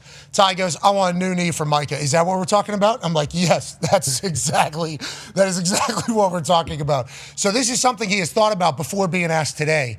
So I appreciate the fact that, Ty, that you have spent time away from show and away from Packers games where you have envisioned yourself finding or robbing a good knee and then putting that thing on Micah so we can maybe have a top 5 defense and go on a Super Bowl run. Yeah, exactly. And that's where it gets a little fishy because we can't, I can't give him my knee. Because your knee not good enough. No, exactly. You're not going to be able to bend. Exactly. So where, that might be the only snag. Where are we going to find this knee? Can you just use his knee and maybe, put it through like a meat grinder and fix it a little bit? Sure. So that's the only place where I'm kind of getting hung up. But no, I mean, 3D printing. Whose knee are you trying to? It seems like you got an idea over there. I mean, look, there was a guy who wanted to play for the Packers for $5 million. He told us last week. I don't remember him ever having a knee problem. I didn't even think about that. If a team's been eliminated from the playoffs, you're allowed to take their best player's knee and give it to Mike. Oh, like an organ donor, a joint donor. Boom, Brian Burns. Your knees coming to Green Bay. Sorry, pal. So you're taking Brian Burns' knee and putting it on. He'll get it back after the playoffs. Yeah, give it back. What if they win a Super Bowl? Does he get a Super Bowl? No, that's Micah's knee. No, it's Brian Burns' knee. He's not Burns got to get one. You got to get Burns has to get a Super Bowl ring. You know what? Yeah. That's part of it. If he wants a Super Bowl ring, we can get him a Super Bowl ring. Because it's his knee, you get a pinky. Yeah. You get a pinky toe ring. He gets Micah's knee back. He's just go rehab now. Hey, sorry, you don't get a Super Bowl ring. But now go rehab this ACL, dude. For Micah, who's trying to win you a Super Bowl, trying to win you guys a Super Bowl right now. Yeah. All right, interesting. I don't know if we're at the technological state of that. I think we're close. But I'm excited to see what it is. AP Tone, if you had one football Christmas wish, what would it be? Yeah, so last year in the first year of the college football playoff, we were at Notre Dame on Friday night and then Ohio State on Saturday, and then this past weekend we were at Oklahoma and then Texas A&M. And those home atmospheres are so incredible. I believe, just like a lot of other great prestigious coaches in the college football believe, that it should be home playoff games until the championship. Okay, the coolest thing that we have kind of seen in all of these, that I think personally, is all these entrances, all the home atmospheres. This was the light show at Oklahoma, but Oklahoma, while this was going on, also ran They have the coolest voiceover videos with highlight packages that and the crowd goes nuts. Everything about these home college football playoff games are unbelievable, and we need more of them. Yeah, I think so too. Especially because other team goes in there, massive comeback, and wins. People are saying, like, does it even matter? It's like, yeah, did you watch that? It was fucking electrifying. Mm-hmm. I mean, that is what college football has that no other sport in maybe on earth. Yeah. Because of how big it is, how many people it is. Now, I know the soccer teams obviously are very passionate and all in, just like these colleges. They feel as it's a sense of us, our town, fighting us versus everybody. So it has that same passion as the soccer hooligans over there. Stadium's just so much bigger. 110,000 of them kind of packed in. That's a lot of humans all in one particular place, all sawing in the same exact direction, literally and figuratively here for the Texas A&M team. We should want to showcase that more. And if you're a CFP for the good of ball, we should want to showcase that. Psycho right there. Yeah. Love that he's so locked in that moment. But he even talked to his team about how, hey, this is Autzen, which is a legendary college football place with a legendary fan base. This is the first ever college football playoff game. Let's do that. There should be more of that, AJ. We should be celebrating the home fields, which are a massive part of the entire story of college football, more as opposed to less, AJ. Absolutely. And Dan Lanning basically said this, didn't he? These should be home games until the finals. You should be rewarded for being a top seed. I agree. There's nothing else on the planet like it. We were just in College Station, obviously, like the atmosphere surrounding a huge college football game. I've never been into anything like that in any other sport. That was 11 a.m. local. Remember, they were all in that stadium at midnight the night before, just 10 hours before that. Still showed up for game day, still showed up for the tailgate. Obviously saw every inch and second of everything that happened in there. Those fans were awesome, man. Those fans are they are all in. And they're not the only ones. Obviously, there's a lot of places like that. Need it more. I appreciate that being your Christmas wish, Tone. For the good of ball. I agree. It'll be awesome. And also, I see what you did, Nick. You know it's an S. You know it's not a Z. You know I was forced to use a Z because of social media. Okay? I don't like what you did. I just want to point that out. Nick does the lower thirds. What Tone is talking about there is even adding the S to the Z. I don't even think you have to do that. Gigs's? Yeah, so I think Nick was actually spotlighting He knows what he did. that an S could be here. Just let me go ahead and add that on there. Massive respect out of Nick back there. He's done a couple things, hasn't he? Oh, yeah. He added a half a point to Bruce's thing yesterday just because he liked it and didn't really appreciate the way AQ was operating. So, when you have access to that down there, that's a lot of power, it turns out, especially if you want to promote somebody's social media handles. Thank you for doing that, Nick. Merry Christmas to you. Yeah. And as far as the BA thing goes, I didn't want to abuse it. I just wanted to, you talked about maybe rewarding him for using it first. And I thought it was a clever move to beat AQ to the punch, and strategy paid off. Yeah, and good for him. Now he's winning by half a point. Yeah, Quizmas champion. Big win. Yeah, big Quizmas champion. And then AQ with the games, forget it. Let's continue to kind of move along here. AJ, what's your Christmas ball wish, brother? Mine was a little bit more as far as rule changes and as far as physicality. Okay. I felt like defenders, I get worried that when they are trying to, what do they call it, unweight themselves as they are hitting a quarterback, I think they're going to get hurt. So I think we need to be able to land on the quarterbacks a little bit more. We need to have a little leeway there. And I think horse collar tackles should come back when a running back or receiver is running east to west, not north to south. I think those are dangerous. The guy's trying to get outside, I'm chasing him towards the sideline. I should be able to yank the back of his shoulder pads and tear him down. Okay. This is his football Christmas wish. I love that. Okay, I want to be able to land on these quarterbacks. I'm sick of these guys almost hurting their wrists. And they can land on me. If, say, I'm a defender and they're coming to block me, they're going to try to put all of their weight on top of me. Offensive linemen are doing that to everybody. They're doing that at the end of the game. And now we gotta whiplash ourselves because we had a successful play. I play. gotta dislocate my elbow because I'm trying to unweight myself, whatever that means. Okay, that's a lot of pressure. Now, if you listen to Coach McCarthy, he goes, "Yeah, that's what AJ. He's an old school guy. New school. These guys have come up in this. They kind of have good ways to kind of take the. Oh no, you can still If you're a high school player, you are landing full go on top of that quarterback. They didn't change that. Oh, with your Christmas wish? Are you saying that is still? No, I think in life right now, I don't think, especially like high school refs. You think about it, there's no instant replay. Those guys got to be spot on. That's Ohio. I saw him knock a touchdown high school game. That felt criminal. And then situational horse collar tackles. I don't know if I've heard anybody wishing for this. I'm happy you call like that. To East football to west. Santa. You get it. East to west. Say you're a D end. They're running like a jet sweep or something. Old buddy's trying to get outside. I'm chasing him from behind. He has not turned up the field yet because I think those are dangerous. If a guy's going full speed like down the sideline, you get him. If he's running towards the sideline, has not turned up, if I can get my hand on them, I should be free to get them down however I can. Okay, now on that note, we'd be asking a lot of the refs to decide what is east-west and what is northeast, maybe, or northwest. That would be certainly a decision that they would have to make in real time. And I like AJ Hawk has an opportunity to do a football Christmas wish. We got new knee for Micah. What was yours again, Conrad? We don't announce acquisitions, free agents, or trades until week 1. And Tone, what was yours? Home playoff games till the finals of the college football. AJ said, don't you think we need a little bit more on these? Yeah. Don't you think we need a little bit more? They're already taking the hip drop, whatever. Crown with the helmet, too, I think I heard him say. Yeah, as well. that was the third one. No, I was going to. I felt like that would be too cliche to use that one, to say you could hit people across the middle or something. But you would like to add that on. If we are making these wishes come true, let's go ahead and slide that In a perfect one. world. In a perfect world, yes. Especially like a bang-bang play, you should not be penalized or fined if both the guy catching the ball and the guy hitting him both put your heads down.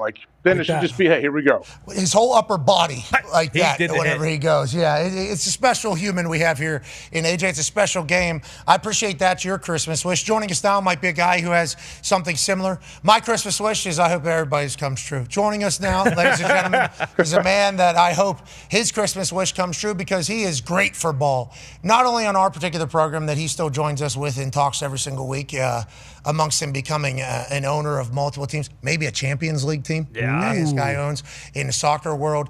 And then obviously he's becoming one of the greatest color commentators in the biggest league on earth. He has so many other things. The fact he still talks to us, we're very appreciative of. Ladies and gentlemen, a member of the Bull Ring of Honor down there for the Houston Texans, future first ballot Hall of Famer, J.J. Watt. Yay! Merry Christmas Eve, Jage. Merry Christmas Eve to you. Merry Christmas Eve, guys.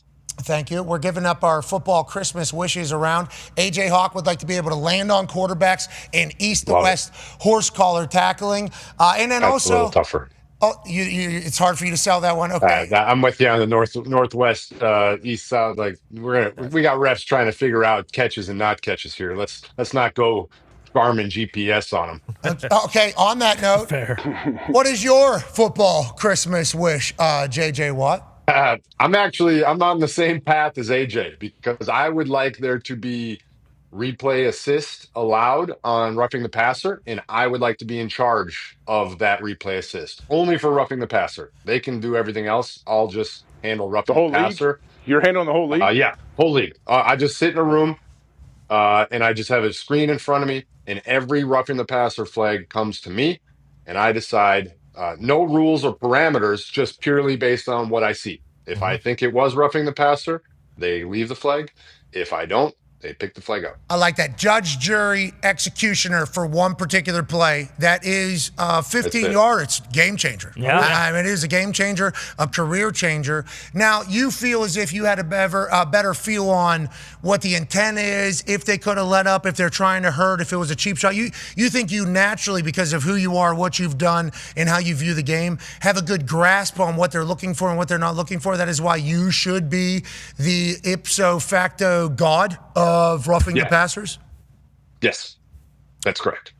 Okay. That one that we've been showing, the Ravens one, not roughing the passer. Just there you go. Shocker, I know. I think the football people would be happy with what football dictator would be deciding there, though. I would. I think that would be something that people would be pumped up about. Why aren't you maybe a couple other flags too? You're not as comfortable with other rules or other? I'm comfortable with everything. But let's just start with one at a time. I want to prove that I can do it, and then they give me more responsibility. Smart. But just one, like I just want to get this one right. There's a lot of other stuff. There are some that are extremely difficult. Extremely. I don't want it. Refs have an extremely hard job. I don't want to take anything away from refs. Tough job. Roughing the passer, not that hard. I can handle that. You can tell. It's very kind of you. You doing that for free too, for a proving year. Did you hear him say it? For free. Yeah. For free. I would just enjoy it. Well, I'll still call games from the booth. Just put it on one of the monitors, and you call into my game anytime there's a roughing the passer flag. I just pop over to your feed. I said, nope, clean, carry on. Because you think quick too. This is no not problem. Don't need 15 angles. I don't need more than 2 angles. I might need 2 just in case there's some obstruction of some old lineman or something in the way. 2 angles, all I need. I'll tell you right away. Roughing the passer, not. Man, this is crazy. You're calling a game while doing. I didn't even think that. I thought you were fully committed in a room by yourself. Nope. No, it's not even that difficult. Just Pipe it right into my monitor. I got a separate monitor. It's called the RTP monitor, roughing the passer monitor. And flag goes up. New York sends that sucker zoop, right into my feed. I send back negative and carry on with your game. I think literally all you got to do is the thumbs up, thumbs down, because you might be in the middle of one, big time player. Wow, what a fantastic play they're going down. It just that's all you got. Oh, good. Oh no, that was bad. Flag or no flag button. Yeah, green and red. Oh, you're talking about right here and right here, and it's actually. It actually is like a slingshot of a flag. Every stadium adds a J.J. Watt flag or a flag crane, okay, like in those arcades. Yeah, those are great. Every stadium has to add one. Like the new one in Kansas is already building this. It's the J.J. Watt roughing the passer flag grabber, okay? And it comes down and picks it up. You just have to ignite it with the button that you're pushing while you're calling the game. The JJ bot. And we're going to track. Oh my God, the JJ bot. JJ bot. You have JJ bot. JJ bot. JJ bot. It literally comes down with a 99 jersey. Yep. And from the middle, and it picks up the flag, just like that in its figure, and then just kind of goes back up into the top, and there's somebody up there that's like, good job, JJ bot, and picks up the flag. Yeah. Okay. Yeah, but if you throw too many on the year that got overturned, you're out. JJ bot picks you up. Yeah. You're gone. Yep. Breaks your neck. We've learned that you don't know. Yeah. You can't ref. You weren't good. You too many false alarms. Gouges your eyes out. Oh, a little on the mouth hook. Oh, kind of gets out there. JJ Bott has legs. Yes, it does. And arms, big ones. Huge strong ones. We're going to see it on CBS before the end of the season. Yeah, I think so. Probably this weekend. Angry face. Oh my red God. eyes. Maybe bullhorns like the Texans. Oh, JJ Bott. JJ Bott. Okay, let's talk about JJ Bott. You almost had to call, or almost got to call. Sorry. Myles Garrett breaking the record for the amount of sacks in a season. I believe you even publicly lobbying for him to get a half a sack when Josh Allen turned and saying like, hey, Myles Garrett forced him to turn there, which forced him to slip. So he should certainly get a full sack or maybe a half sack. I want to let you know because TJ Watt is a part of the record. And obviously the Watt family and Garrett are massive in the tackling of quarterbacks community. And there could be maybe tension. You on the call for the game and the way you were handling it and celebrating it, I thought was incredible. Now, on that note, how big of a deal is Myles Garrett getting this? And how special should this be looked at, especially because he is this absolute freak, an anomaly, an alien, so good at his job. And it feels like Cleveland might waste it all, which is like what happened to Joe Thomas, which is what happened in the past. Do you get that same sense, or do you think there's a chance they turn it around and maybe Myles is a pillar guy that helps them going forward, Jage? Well, let's tackle the first thing first from that game. I mean, it's inevitable he's going to break it. The guy's unbelievable, having an insane year. He has a chance to do it early, which is obviously great. I mean, phenomenal player. That specific play was a fascinating situation all around. There was a whole lot going on from safety, not safety, who got the sack. Mason Graham touched him first. So he got the full sack, and then they came back a couple quarters later and said, we split it half and half. And what I said on the broadcast was Myles Garrett either gets all of that or none of that. Because you guys know me, I've been studying sacks for 15 years. I played in the league, and every single week after a game, you're lobbying, hey, I got a half of that sack. I got my hand on him. I didn't, whatever. I have never seen a split sack between guys that didn't touch him. So when you run a guy out of bounds, the guy closest to him who kind of forced him out of bounds gets that full sack. Or the guy in a situation where the quarterback falls down or something, the first guy that touches him gets that sack. That's why guys scramble to get there. So that's why I said what I said on the air is I've never seen a split sack where you don't touch the guy. That was my point in that. And I think that Alex Wright also has 91 wants some piece of that. He's like, hang on, I was here too, turning this guy in. So it was a wild play. And then just the fact that we came back a couple quarters later and it was like, all right, we had to explain it to people. It was wild. But he's going to break it. He's insane. He's also close to the tackles for loss one, which is crazy. Like he plays the run, he plays the pass. He's unbelievable player. In terms of what Cleveland looks like going forward, they have a ton of rookies who are playing well. Schlesinger, defensive rookie of the year, unbelievable player, really smart, very good, athletic. Like, really enjoyed talking to him in our meetings. Harold Fannin, phenomenal player, really, really good. They continue to add more to the offense for him. Shador went out there and he made some plays. They took away a lot of the deep stuff, which Shador is really good at, and they made him throw it underneath, and he took the underneath throws. He wasn't forcing the ball deep. He took the underneath throws. He used his legs a lot in the game, which was very good, and he got stepped on or whatever, and his pinky was like, tip of his pinky was hanging off, taped that thing back up, came out. So there's some good stuff there. Now, there's certainly a lot to work on.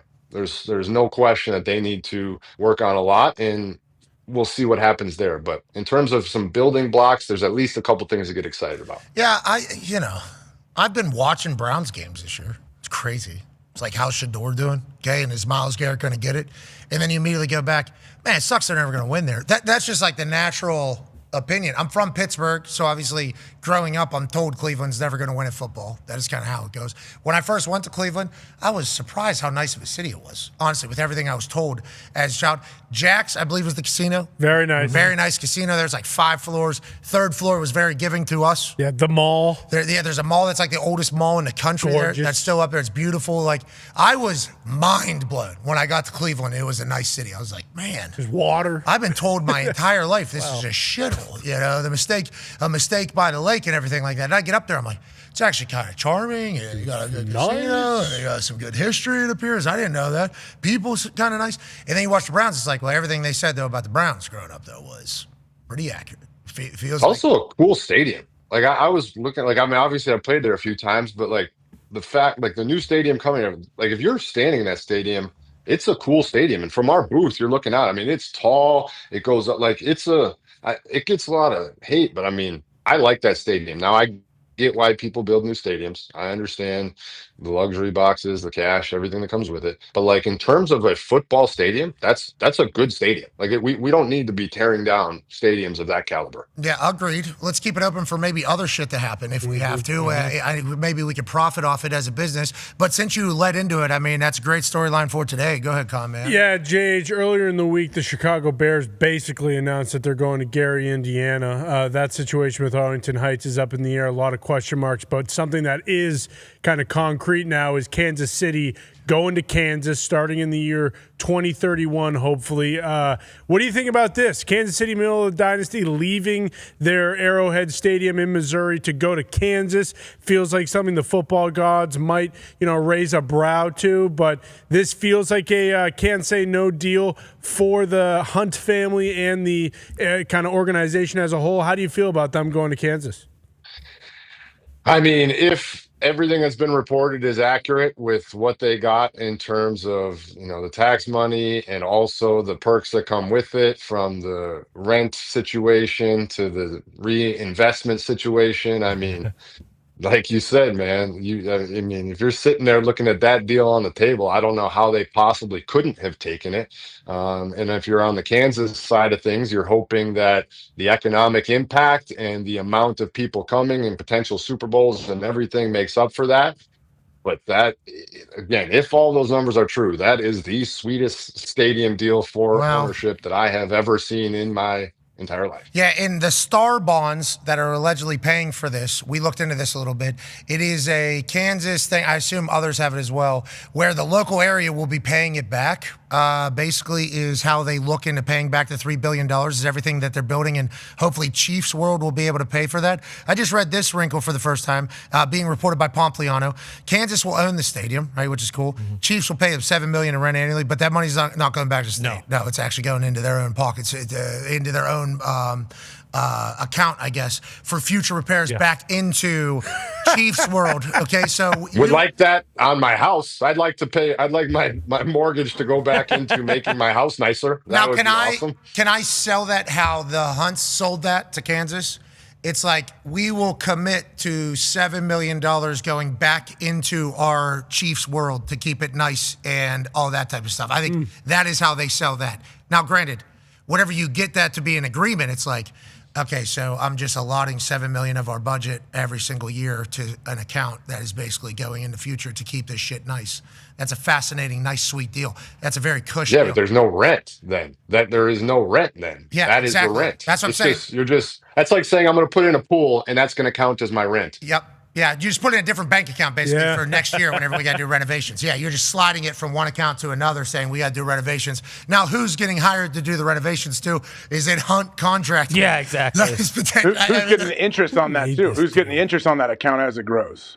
Oh, the renovations, brother. So the stadium, more renovations. The sell you get is some newer seats. The sell is we're going to keep this nice so that Chiefs World continues to be a draw. That's the sell to the state is like, hey, everybody is going to come. All the stores and restaurants, we're going to be able to make money back off of that. Kansas is going to become a draw.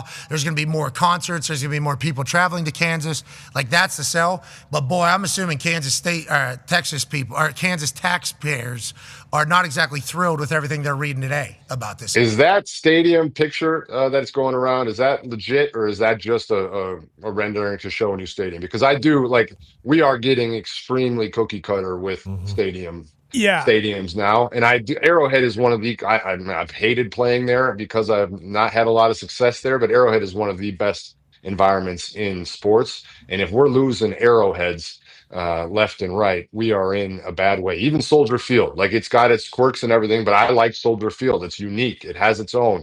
You get snow. We get the Packers Bears like we had the other night. We can't be losing these types of atmospheres in these games. What's next? Are we going to wipe Lambeau out? No. Well, that's the thing though. Lambeau is actually a good blueprint for everybody else to try because Lambeau has the Hall of Fame, the museum, the tours, the restaurants, the bars, the things to do, and the hotels people are traveling in. Now, granted, they don't have an owner, but they're the ones that have to open their books. And the real estate was like $170 million a year or whatever, and that was from all the shit that was coming around it. So whenever other teams are selling that, and then Jerry Jones said something, I think it was reported $70 million in revenue on game days Jerry gets versus everybody else's home games because of all the other shit around it and what's all built into it.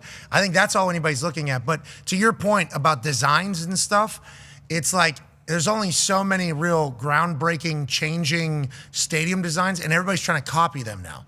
Like SoFi, they're like, well, we saw what they did with SoFi, and we thought, wow, that's a good idea, so we implemented it ourselves. Allegiant Stadium over there in Vegas is like a spaceship, so everybody's like, we kind of want to make it look futuristic-y because it is the future. And then have you seen the photo of what buildings were like designed back in the day versus what they're designed like now?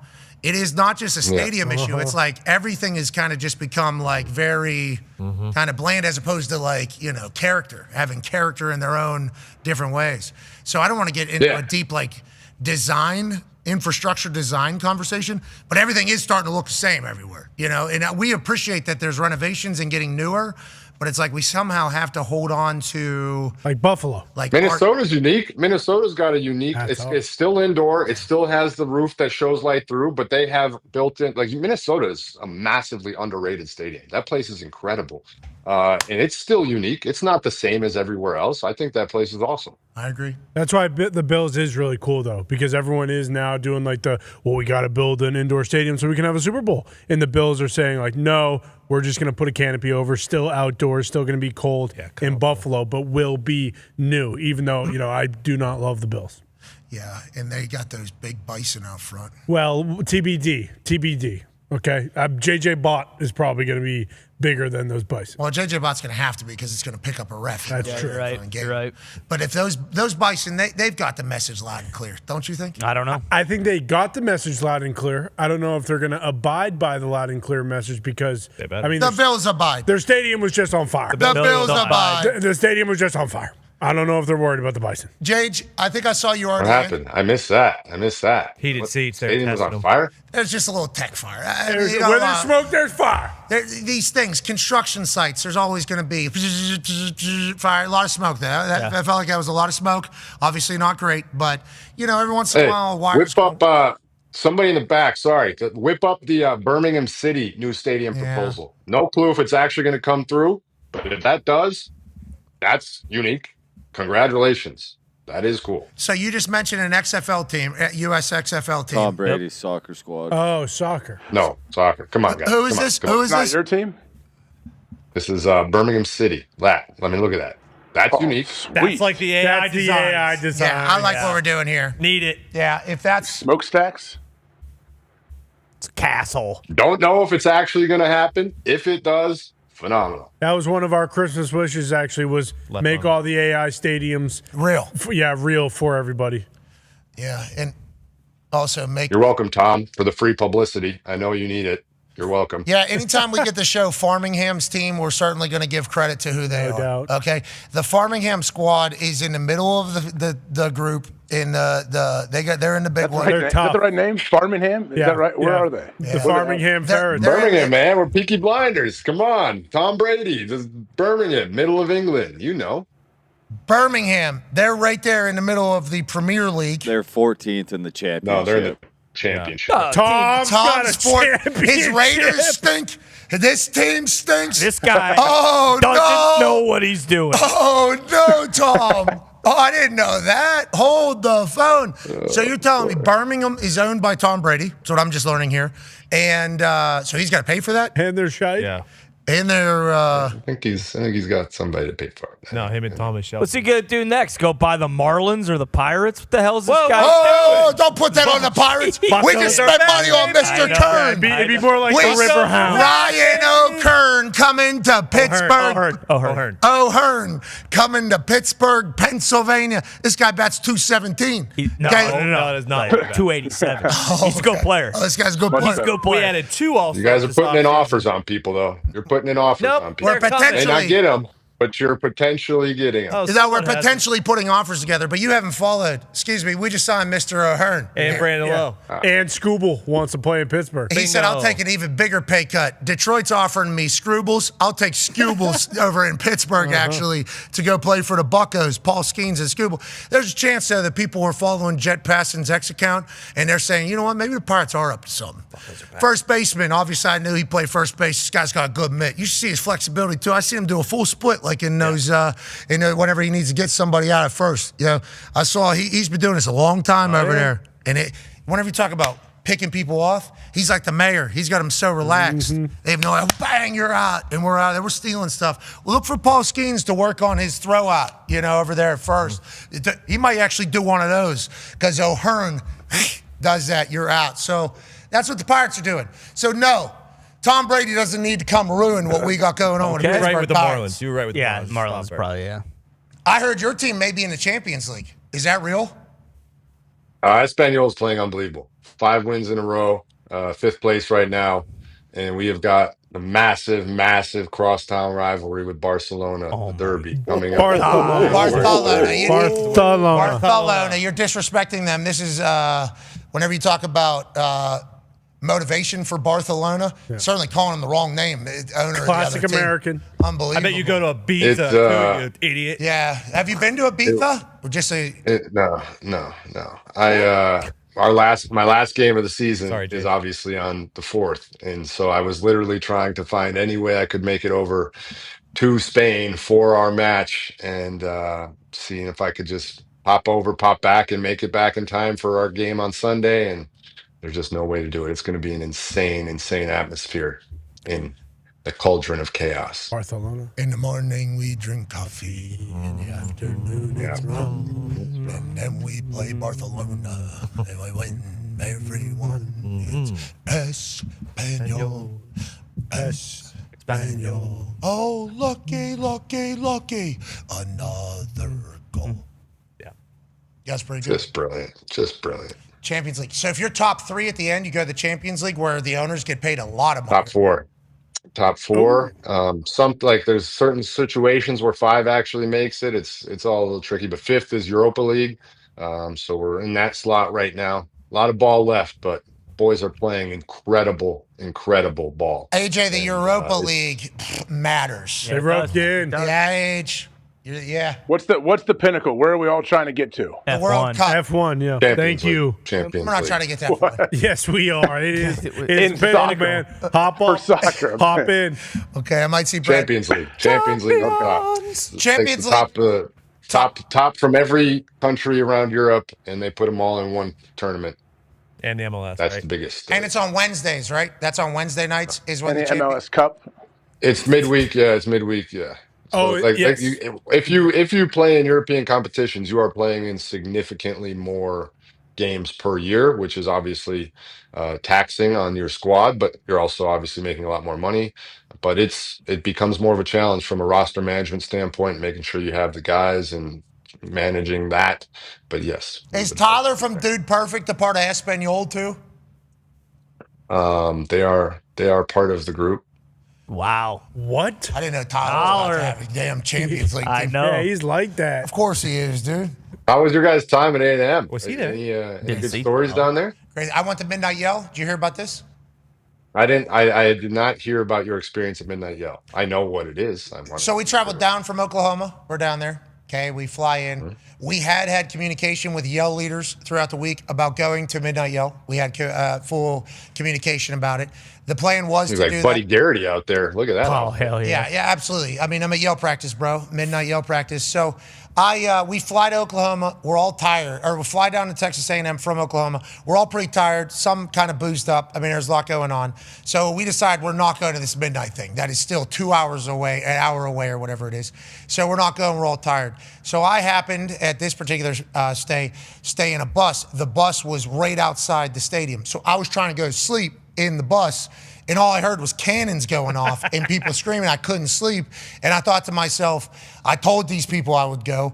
It's literally happening right there. I cannot sleep right now because of how loud it is.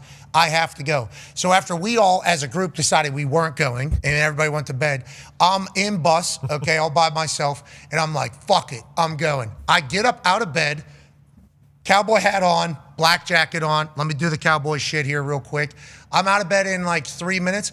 I exit bus, and I just go, all right, I don't know where I'm going, but I'm walking straight to the stadium. We didn't get final details on where we're going to meet somebody to get in there. I just assumed I'd get to the stadium, I'll be able to get in there. Cop, who is sitting outside of bus for security, has no idea I'm getting up there. So he scramble, open door. Where are you going? Where are you going? I'm like, I'm going in there. He's like, oh, I'll come with you. I'll come with you. Shuts his door. Great guy. Thank God he came, by the way. I mean, I would have been walking in absolute circles. He goes, we're going down and left here. We're going to hit the tunnel. So I'm like, sweet. I'm walking fast, though, because I feel like I'm going to miss it because they had been doing a lot of yelling. So I'm walking fast. Cop, he comes from sitting in his car with no thing. Full sprint. Holy shit. I'm fresh out of bed. We're doing this entire thing. Yeah, he's fully booted, too. I mean, he's got his full shit on it. I was like, oh, I'm so sorry. I was planning on just walking in there alone.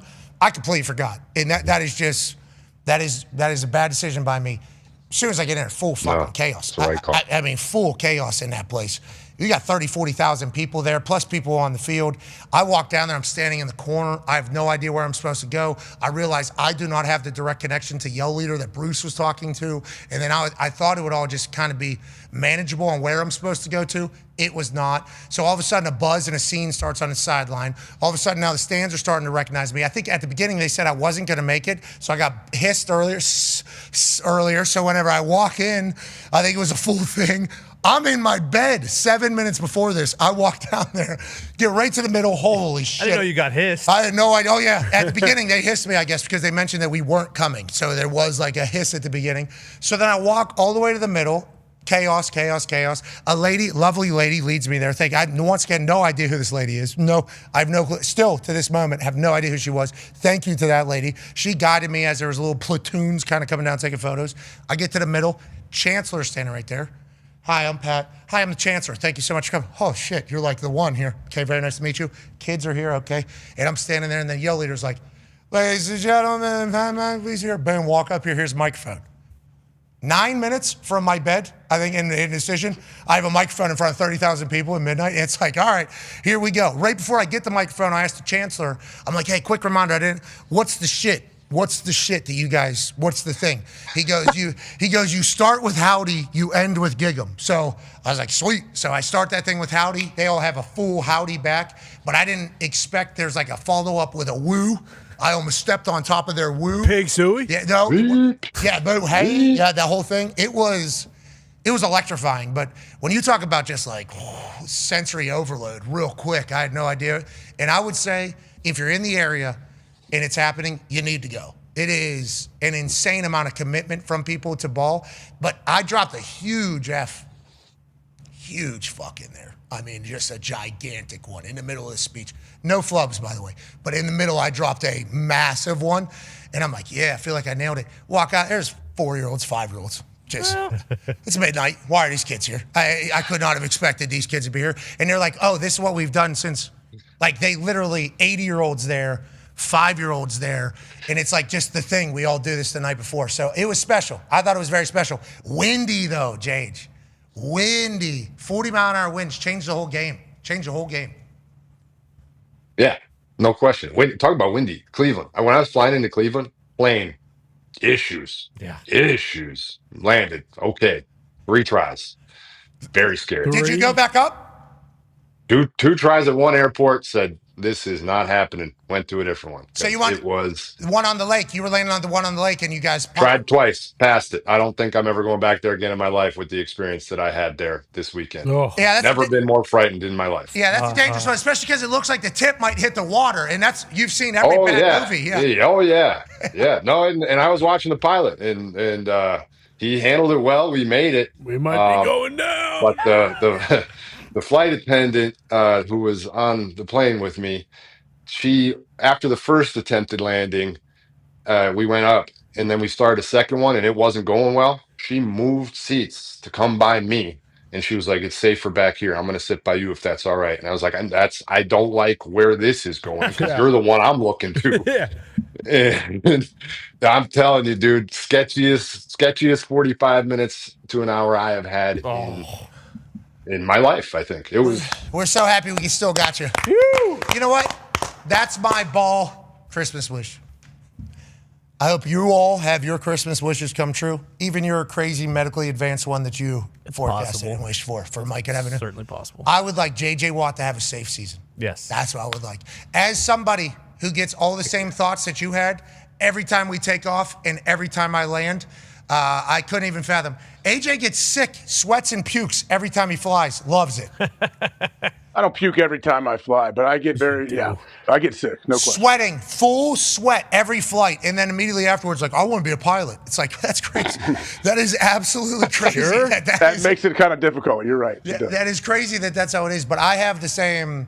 The thoughts you had in those 45 minutes, I have during like smooth landing, and every once in a while I'll get on there. And once again, we're talking about something that nobody in life is supposed to experience. Like, it's the greatest thing of all time, being on smaller planes as opposed to commercial planes. You have some pilots though that like want to impress us. I think like. Oh, dude. He goes after the second one. He goes, "Are you all right? I think we're gonna try and land in a different." I said, "Dude, you land this plane in whatever country you have to land it in to put it on the ground." Why'd you ask me after the second one, brother? I said, "I don't care where we put this thing. Just get it down." No. Home Alone. What is it? He doesn't the polka band. Oh yeah, They don't. Polanski. They don't fly, right? They just ride in the back of a box truck or whatever. Rest in peace. And then John Madden, right? John Madden. Yeah, John Madden. Yeah, only drove bus. He was only on a bus. It's like, I feel like I know what happened. I think I was potentially in one of those planes where you're like, I am so lucky to be getting off of this plane right now. I am never stepping foot back on one of these. And John Madden, actually, there's some people that are like, no, where's it at? Arizona? All right, I need 6 days. I'm leaving now. I need 6 days. I've been close, man. But that's what I took. That's what I took away from this. I was like, okay, I should never have been scared at any point in my flying life. Because if planes can do this, and if pilots can do this, I am good. Like it was that level where we were doing stuff that I did not know was capable. Like we were fighting it, and it was crazy. And I was like, oh, okay. Any turbulence, regular turbulence, no problem. I have now been through the maximum. Yeah. Did you touch and go? Was it an actual touch and go, or did you go low? We almost touched the water and went, brother. We almost touched the water. What? Like, here's got I'm laughing. I'm not joking. That's I was crazy. in my head, That whether runway- rational or not. I was thinking, how far can I swim? Did you text your wife? How far can I swim? Yeah, I told dude. No, like, did you say goodbye? Did you do a video? I've done a video. I've made a video. Have you ever made a video? No. I made a video. So I made a video to family and friends. And I was like, I actually made a full video about what was about to happen. We took off. They couldn't get the landing gear up. So we had to turn back around and land. It's not that big of a problem.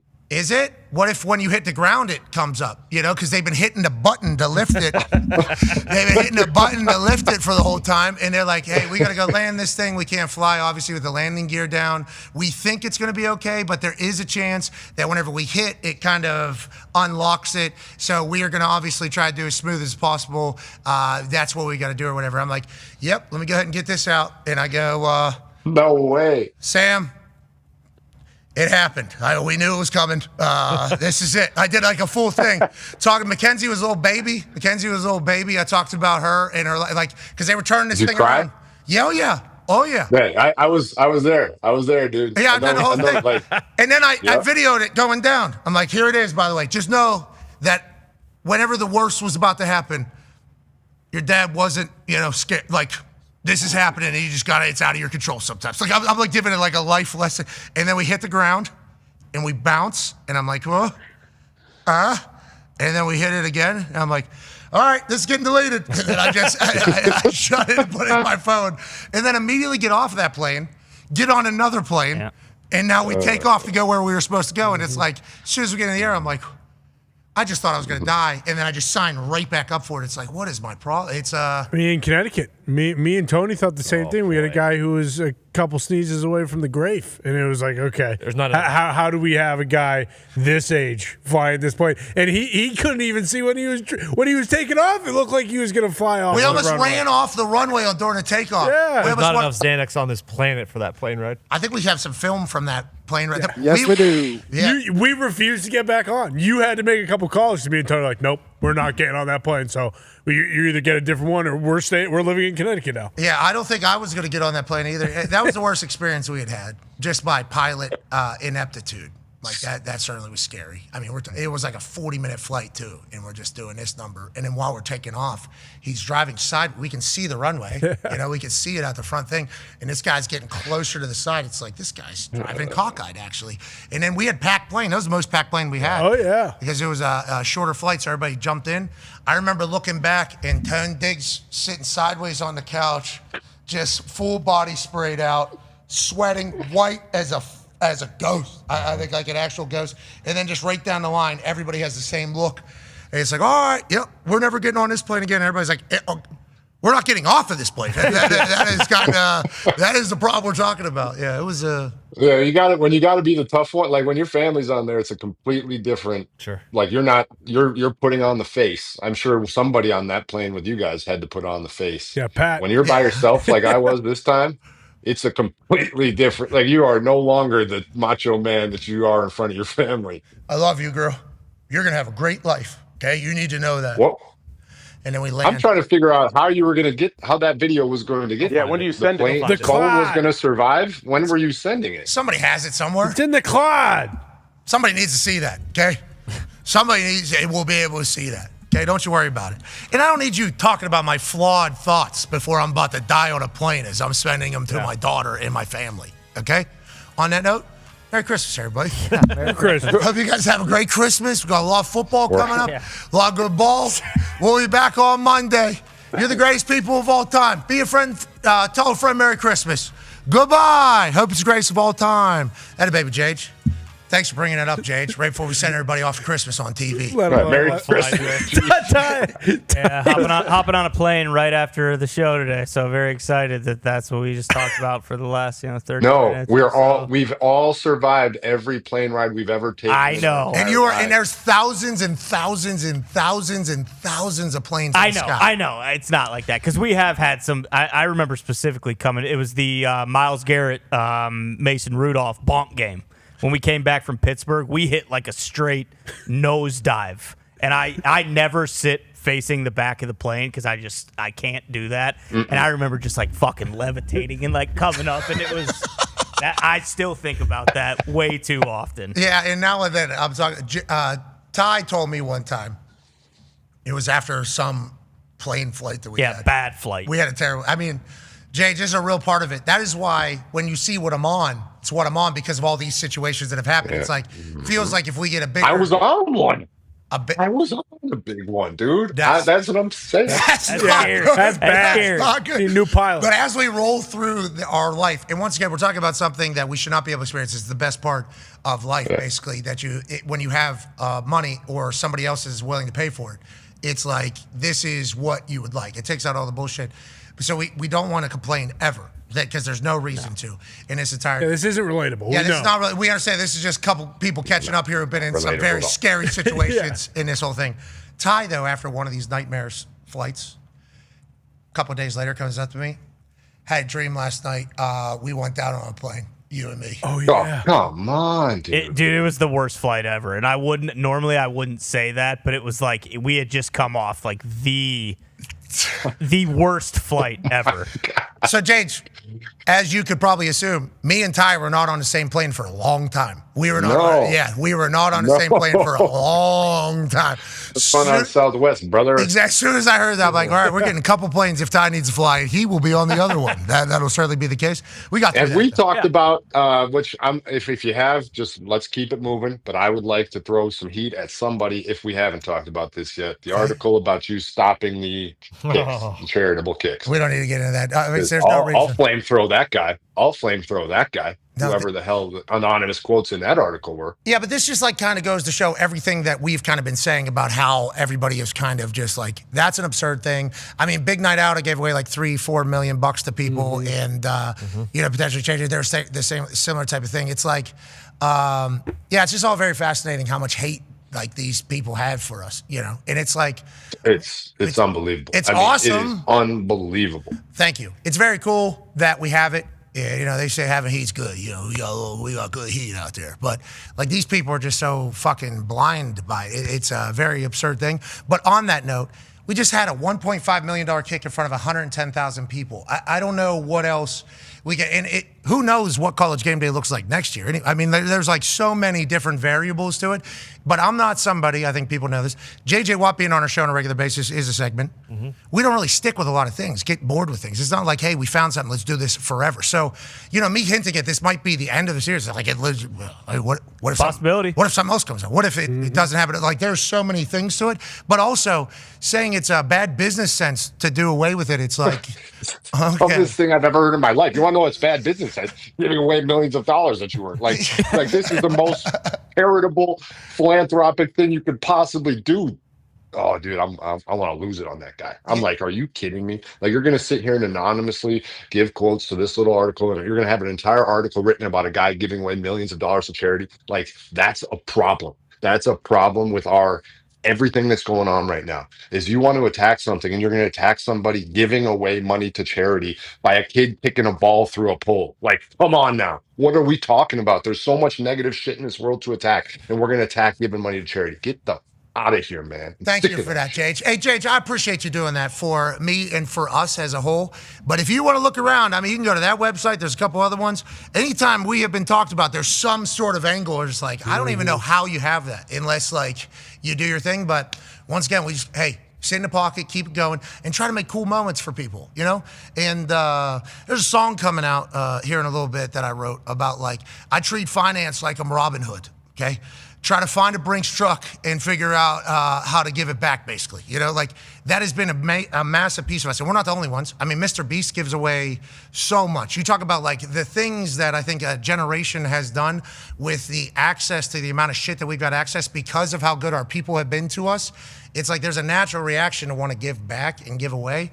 And it's like, I think some of the olds just, like, don't fully understand it, And I think there's a lot of people that don't really understand, like, that isn't his money, it's coming from someone else. It's like, well, all money is earned from somewhere else. But yes, that is certainly coming out of our company's account to these people and to these charities. So it's like, that's a fulfilling thing to do, though. Like, it's a cool thing. Now, do you find out new ways to do that? And, like, do you do things like that?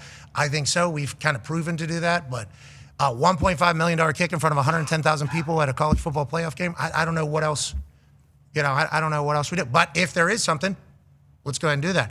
And what does game day look like next year, as a whole? So it's like, I appreciate you going to bat for me, though. But that's kind of been our business here since we started licensing our show onto ESPN and taking 2 hours daily away from some producer who has a super genius idea that led ESPN to where it was before we got here. You know, so that those people are always going to be, you know, power, attention, clout, money. I didn't even think about them feeling disrespected or disrupted in that thing for what they've had for a long time. But there's certainly a class of those people that don't appreciate us potentially coming in here and saying, like, yeah, like we can Tell them to give away $2 million of their own money. Go on, create your own show that gives away $2 million or $5 million or $7 million. Go ahead. See how that show does. Go ahead. And they had the amount wrong too. They undersold the mount, you know. And it's, you know, it's just everything you could do to kind of diminish it is a cool thing that they do. So I appreciate you going to bat for me, Jage. We love you, man. Thank you, Jage. Love you, Jage. So I'm here. If it's pissing me off, I know you probably won't go to bat for yourself on it, so I will gladly call attention to it. I got some songs coming. I go to bat for myself. Yeah. You get to hear inner thoughts from old Pat McAfee in a lot of these songs, and there's some kill shots in there. There is some good bars, I believe, is what they would be described at. And, you know, just when they come, how they come, and everything kind of gets added into it. So I appreciate you doing that for us, you know. I do appreciate it. That was something I don't think or maybe you guys knew. I didn't fully expect the full war from the people that see us as a threat to their power, you know. I didn't see that.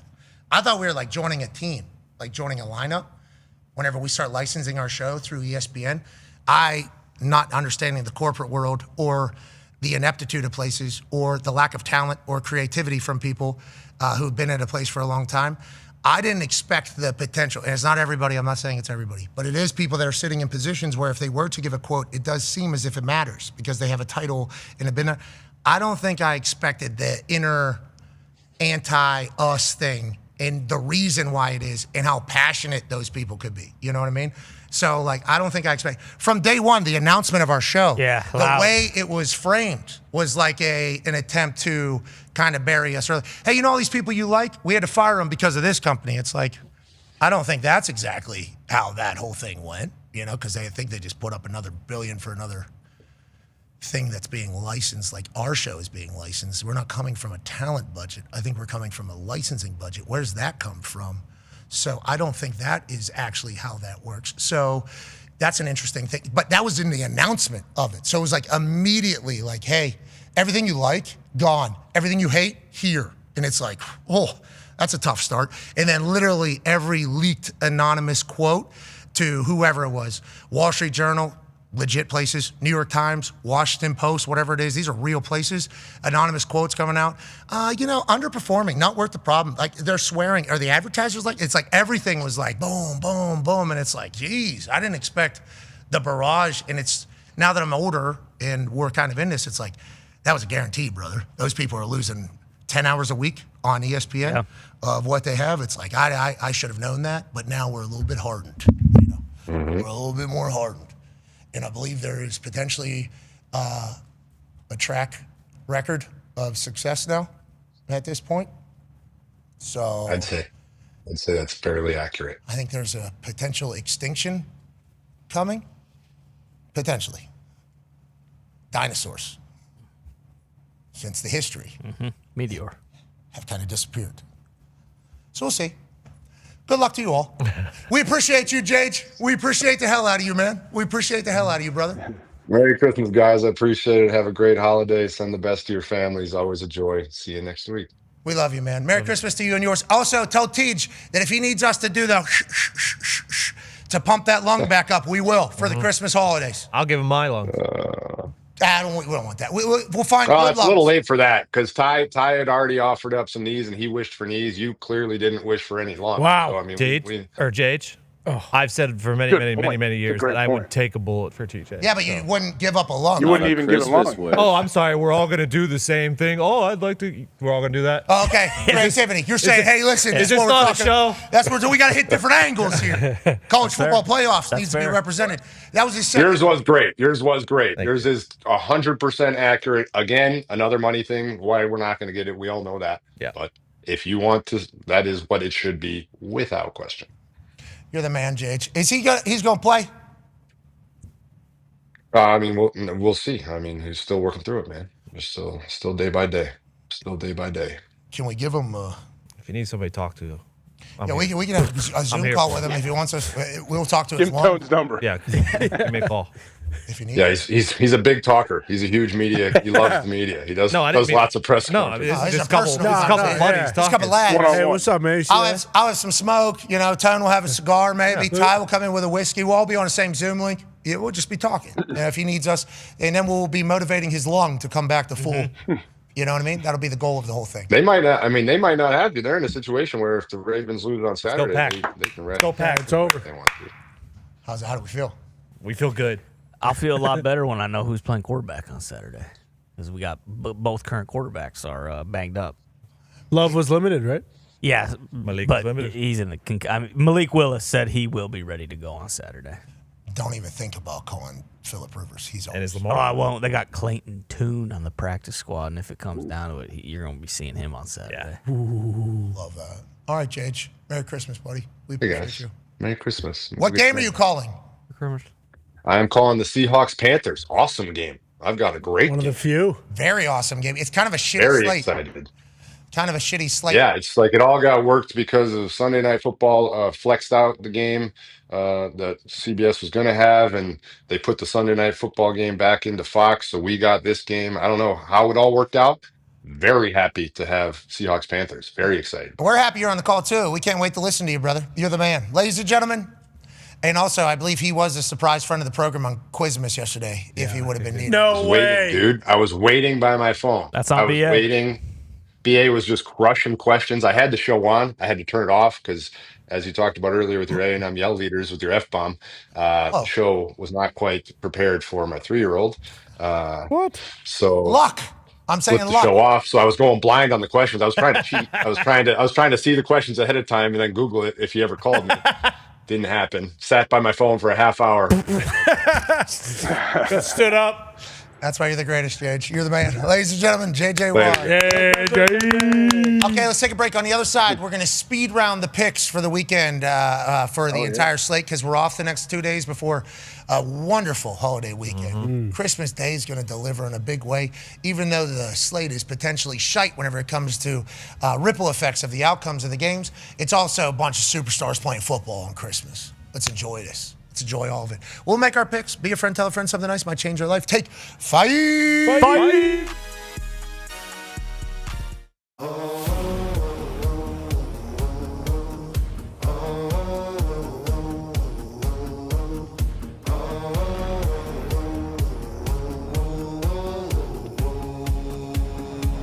I'm all the way in Eugene, smoking on some new green, changing up the routine, gratitude truly, feel like new school dean, life's pretty cool, G3 jobs, fuel means tank top, blue jeans, never change, crew needs, deep shots, view screens, movie star, 2 scenes, bank account juicy, cancel to me, boogeyman spooky, folks watch, who sees hating folks dookie, yeah, you waiting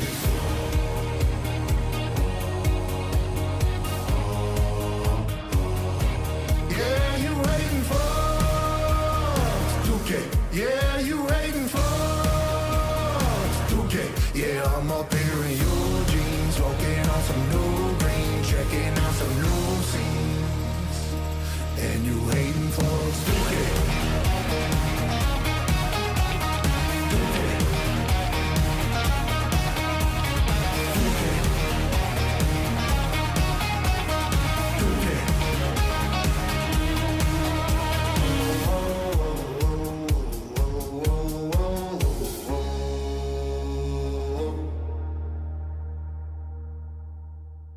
Jack, you got anything to say to the team here?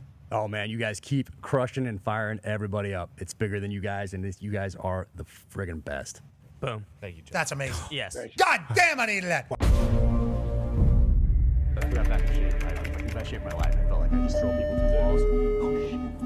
What's happening? What is this?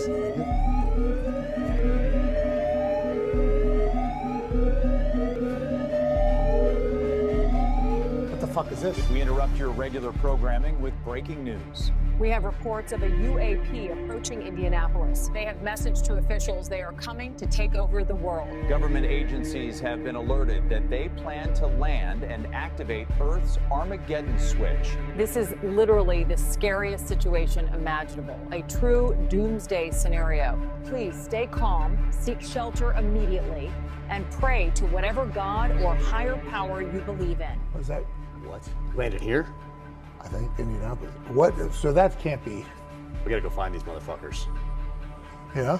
That's what we need to do. I think it sounds like something you should do. Jack Carr. Yeah. I don't know. We need to. Let's go. Come on. Let's go. All right, then let's go. Yeah. Let's...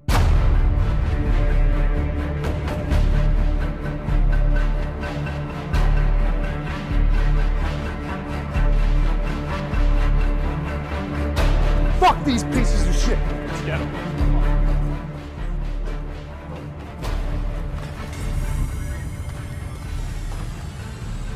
Oh, there it is. That motherfucker. It's here. It's here. It's the button. Yeah, it is. Oh. Hey, do you have a rifle? No, I got something better. I got something better.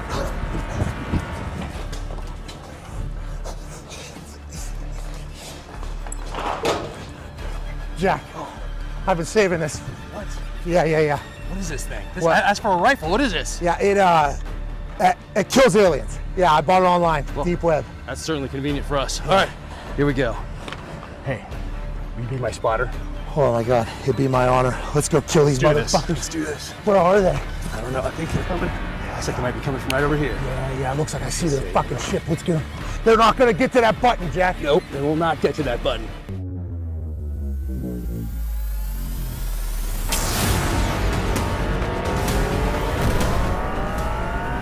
Is that one of them? Yeah.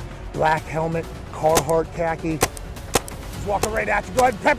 Yep. That's it, Jack Carr. That's it, Jack Carr. You killed that son of a bitch.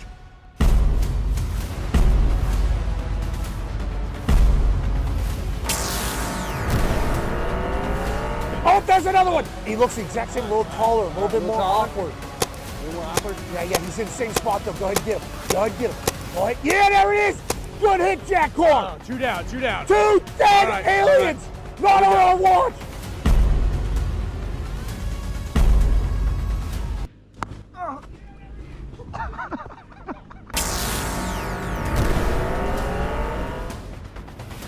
Oh, he came down backwards. This one's showing you his back. No respect. No respect. Kind of a disrespectful alien here as he drags his carcass around. Looks different. Oh, all three of them stacked up. Nice. Jack Carr slaying aliens.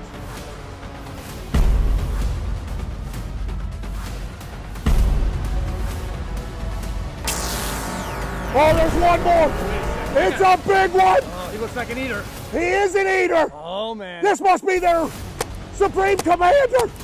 Look at the size. He's looking at you, Jack. He's coming at you, Jack. He's coming at us, Jack. Get his big ass, Jack. Boom. This guy's trying to take down our planet. Go the fuck out. That's it, Jack Carr.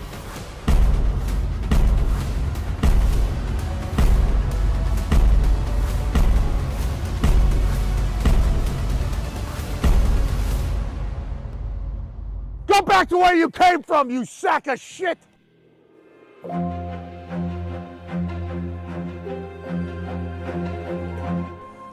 good work, dude. Amazing. That was awesome. I mean, they were gonna fucking come in here. I mean, they just popped up and they just shot him right in the fucking head. I don't know. Good thing we saw that newscast when we did. Well, that's why they do the live alert. I don't know. Did we know that? That's still. I feel like that should have been disclosed when we got this place. The legit. Let's go in and talk to the boys. Amazing, let's do it. What a life you live. Man, I'm just glad you had this rifle and I had those binos. What are the odds of that? I mean, I could see them. Good thing I carry those with me everywhere I go. The big one at the end really ate some fucking pain. Yeah, I feel like he stopped somewhere on the way in for a snack. Yes, he did. Yes, he did.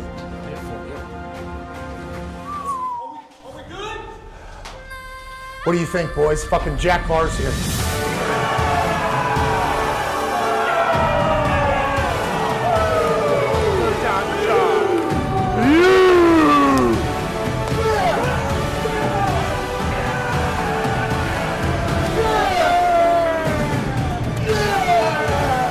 that's not enough reason to buy his new book. I don't know what is. Fucker just saved the earth. And nobody would have known about it if it didn't just so happen to happen right here with all these cameras. Thank you, Jack Carr. Thank you, Jack Carr. Thank you, Jack. Thank you, Jack. Thanks, guys. Thank you, guys. Three-time World Saver Jack Carr has done it again. We're all mind blown that a global attack always seemingly happens when Jack Carr comes to the Thunderdome. But boy, we're thankful he's always there to save us all. On that note, Jack Carr's new book, Cry Havoc, is available now. It's a Vietnam-era thriller and the 8th installment of the multiple-time New York Times best-selling series Terminal List. Hell yeah, Jack Carr. Hell yeah.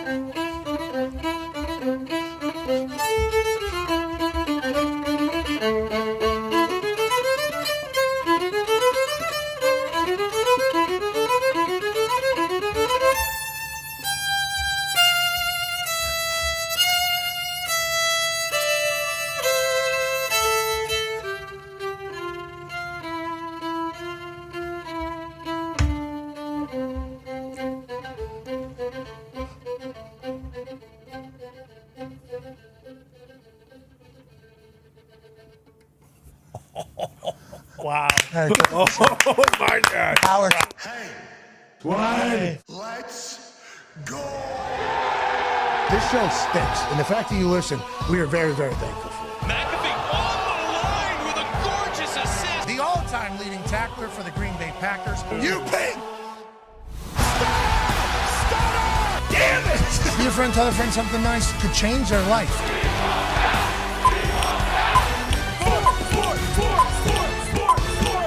Hello, beautiful people, and welcome back to our holly jolly humble abode, the Thunderdome, on this magical Christmas Eve, 2025. Hour 3 of the program begins right now. Football! He is awesome. That's AJ Hawk. He said, listen, we got holiday photos. Just give me the haircut that I've always had. I tried to do the thing. Just give me what I've always had. Okay, I would like to look the exact same way that I've always looked before I decided to try kind of make a little bit of a change. Everybody noticed, by the way. I didn't think anybody was going to notice. Everybody noticed. Just give me what I always have had. Age, you look fantastic on this Christmas Eve. Merry Christmas to you and all the Hawkers. Merry Christmas to all of you guys. You guys look great as well. How about Sam? So good. I cannot imagine. I've never tried playing the violin or fiddle. I would imagine that's very difficult. He got booked 20 minutes before you saw him. He happens to live about 10 minutes away, so you do the math. Wow. As he was walking, here, shout out Zito finding him. As he was walking, we had a conversation before the show. If we could find some sort of Carol of the Bells performance, we would do that. Zito found somebody. He said, hey, I got a guy, I think he can come do Carol of the Bells on violin. Would you be willing to pay him this amount of money? We countered with an amount of money. I guess the agreement takes place. Then all of a sudden we see him walking in here during the break. He has no idea what's going on. Obviously, I go to the bathroom. I come back out. I go, hey, we're about to be live. You're standing in the middle of the stage here, bud. What's that? Yeah, 10 seconds. You're right here. Carol of the Bells, you got it? He goes, yeah, just which way? Camera's that way. Camera's that way. We're about to be live. 4, 3, 2. And for him just right into it. Nailed it. I mean, no flubs, fucking send it. Allegedly, once Sam walked off stage here and we celebrated him, an hour or two actually began. Just as soon as he's done, we run the intro. We tell him, thank you so much. Let's take a photo real quick. Yeah, we're live again. The fuck out of here. We're live, basically. That's kind of how it goes. And then he walks off. And then I guess right over there, he goes, were we live for that? And Zito was like, yeah, you did great or whatever. And then Zito obviously does the shuffle out. So that guy was in here we paid him well, by the way. Merry Christmas to him. And thank you to him for being able to be that nimble, that quick, at home with his family, potentially sees a DM. Do I want to go pick up a quick? Yeah, I think I do, actually. Let me go ahead and nail this. He crushed it. Yeah, he did. That's Yeah, what dude. Professional. It's awesome. That's what it's all about, isn't it? That's the holiday season. Magical moments It's happen. all about. Talks tables here at Boston Connor and at Ty Schmidt. Ty, you can provide a magical moment for one half of the Hammer. Dahn. Cowboys, AP Tone. Dressed up in a full Grinch onesie today. Yeah, it looks awesome. Great. Got the pants on. Incredible. I'll tell you what, wearing white sweats is an aggressive move. I would never be green able was sold out. But I'm just saying, like, I understand. So you have the same thought I had as well. Yeah, that's it. I think you look good. Thank you.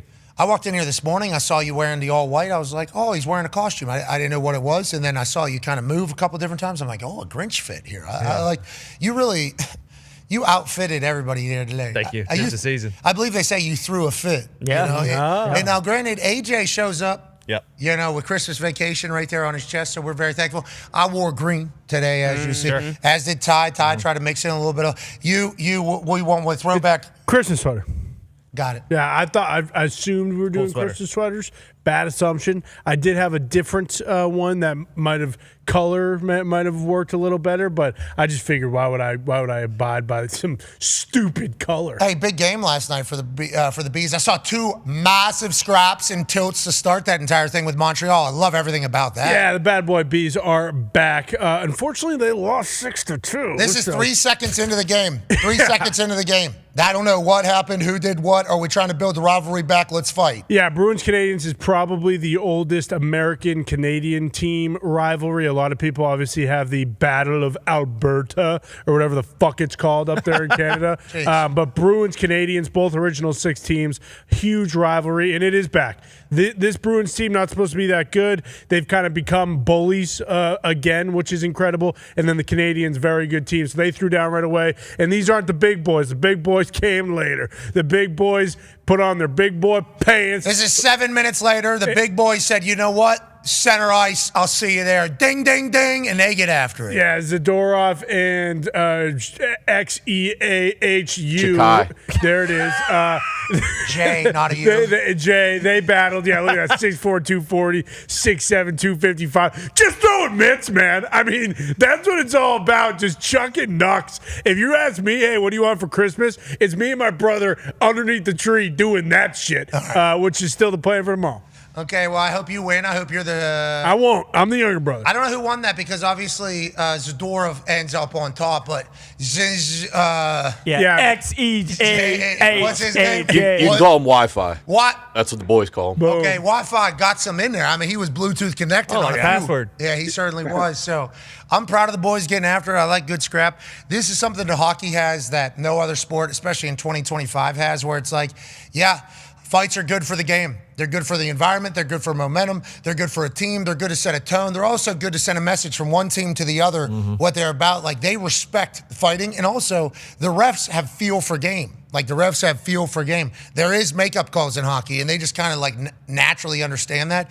There's some things of the hockey culture that are far superior than every other sport. Yeah, I believe that second one and also the first one, because right off the tip, it is one of those things like, hey, give me the honor of this fight. You know, Rupper has been on here, a friend of the program, Mike Rupp, Stanley Cup champion, about how Zdeno Chara, legend for the Boston Bruins, 6'9", beast, basically would ask him, like, please give me this fight. Like, do me the honor of this fight. And both of those felt like that. You know, one to start and the other like, okay, our smaller guys won at the beginning. We are the big enforcer. No one wants to fight us on both teams. Like, let's throw down. Let's go ahead and let people know that this is a rivalry. Yes. Yeah, let's go ahead and let people know what this is about. I enjoy that from hockey. And hockey season is going to be electrifying. Don't look now. Sidney Crosby's scoring more than everybody else. Is that right? Yeah, he is. Pens are about to win the fucking Stanley Cup. I know we lost yesterday, but the Pens are about to win the Stanley Cup. Stu Skinner. Oh, yeah. There was like 2-3 different times where our defense was seemingly non-existent, and they were just breakaway after breakaway after breakaway in the middle of games, which shouldn't be happening at the rate in which it was happening. Saw him stack the pads a couple times. Oh, yeah, butterfly style. No, complete opposite. Oh. He was actually just laying on his side like the fucking nutcracker. Laying tall. Yeah, laying tall. Yeah, Cat. he was. He was laying tall and playing big out there. It was good to see Stu kind of get used to his game a little bit. Seemingly every time he's in net, there's a lot of goals, but I see him make some saves, though. Oh, yeah. I see him make some saves, so... Got to get that figured out. How many more games in a hockey season, Nick? How far into the hockey season are we right now? Feels like we still got some good time to go. That's a good question. Let's look I think there's quite a few to go still. 38, 39, maybe 35. Half the season. I mean, it ends Yeah, in we got June, right? The most I'm seeing right now games played is 38, so we got at least 44 more to go. Perfect timing. We got some time still. Yeah. We got some time still. How's Detroit doing? You guys still a hockey team or no? If you look at the top of this list right here, Pat, the Red Wings are in second. They're in first in their division. They're on absolute fire right now. And just the other day, they sent me this cool jacket and a cool box of all sorts of goodies because they're a first-class organization. I think the Pen said yours is on the way. Okay. They ain't calling that cool in Boston. They're calling it something else, Fox. What are they calling it? You don't want to know. They're saying it's red, I think is what they're saying, how red it is. That is a great jacket, though, and I appreciate that they sent that alongside some videos reliving the glory days of Detroit. It was black and white. 100 years of Hockey Town. Yeah, the box had its LED screen on it with all these throwback videos of them winning so many Stanley Cups because it's Hockey Town there. And they're all the way back. They won last night. They beat Gumpy's stupid Dallas Stars in overtime. It was awesome. Okay, so riddle me this, because I know you were talking about Stevie Y coming back to Detroit and creating a winner. Is that now coming to fruition in Detroit?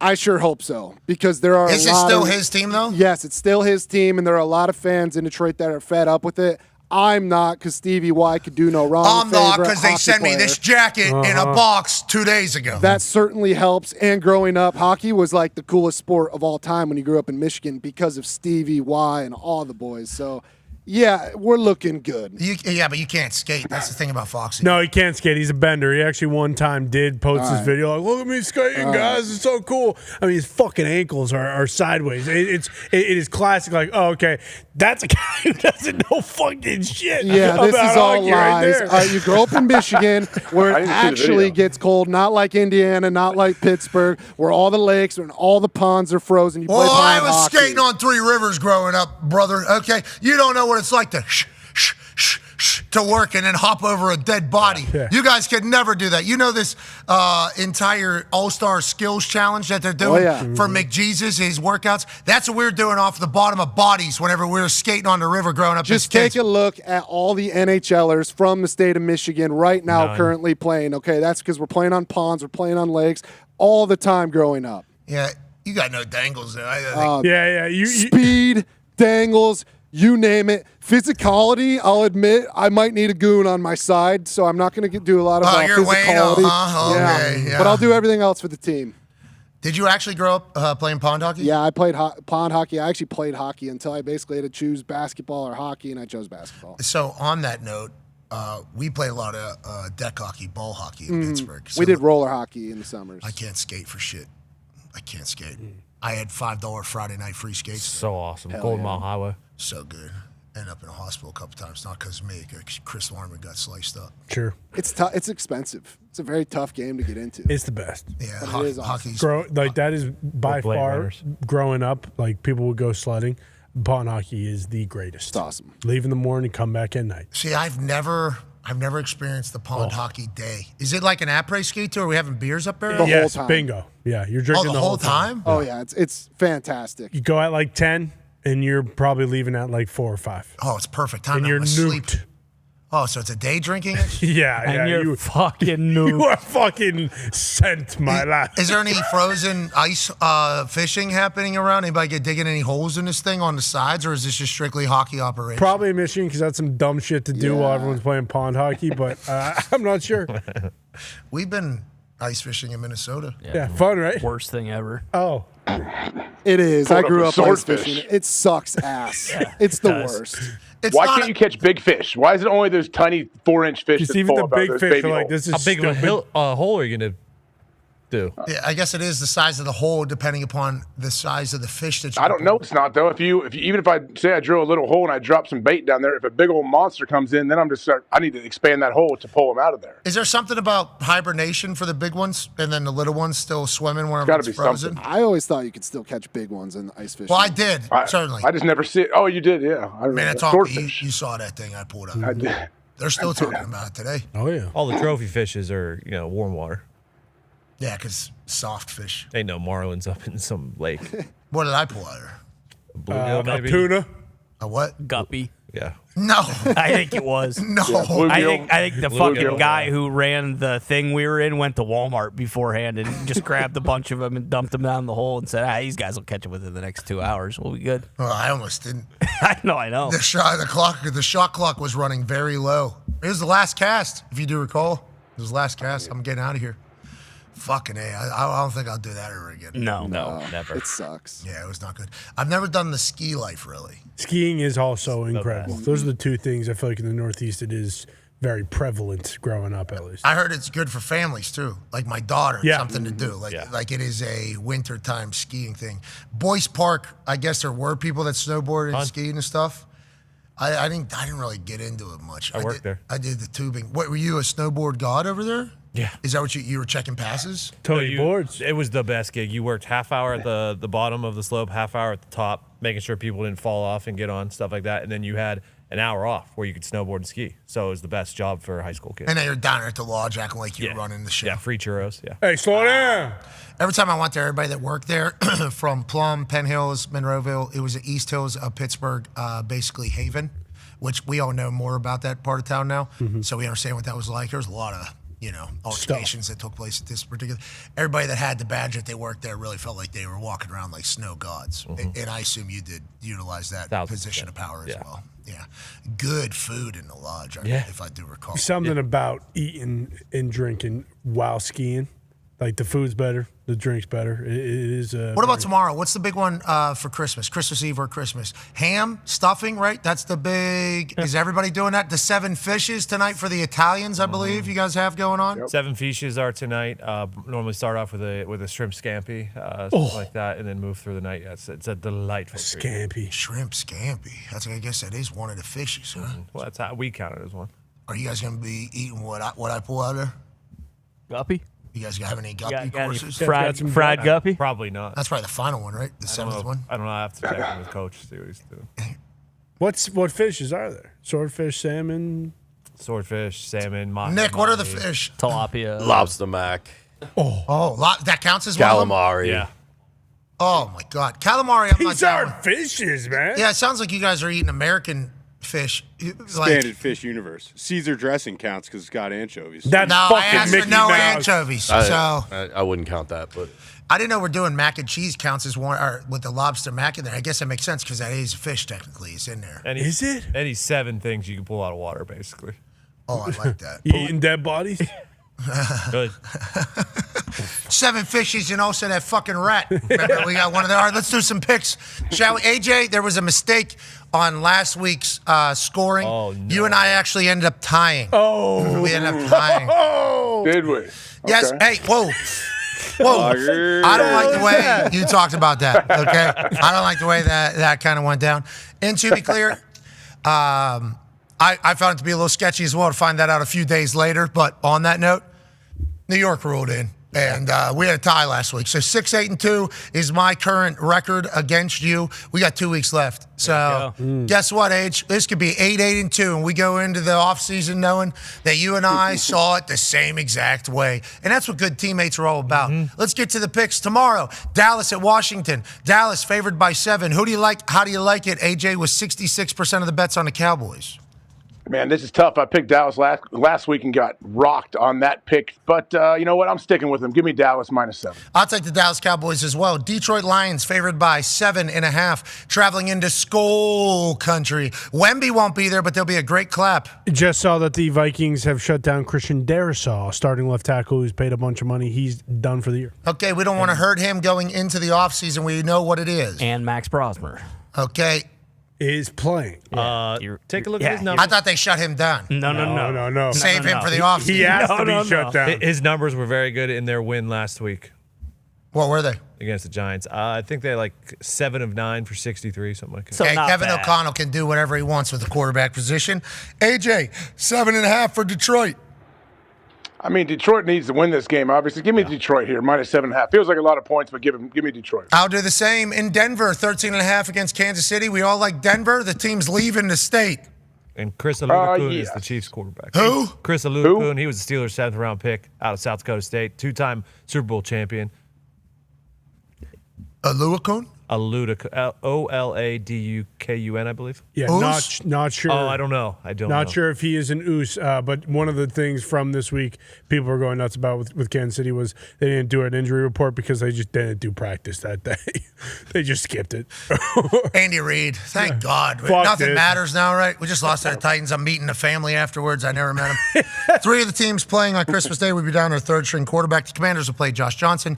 The Vikings will play Brosmer, and the Chiefs will play Chris Oladokun. Okay, sounds good. So Denver minus 13.5. Age. Stranger Things. Yep, give me Denver right there on that one. Okay, we're all seeing it the same way. Houston Chargers.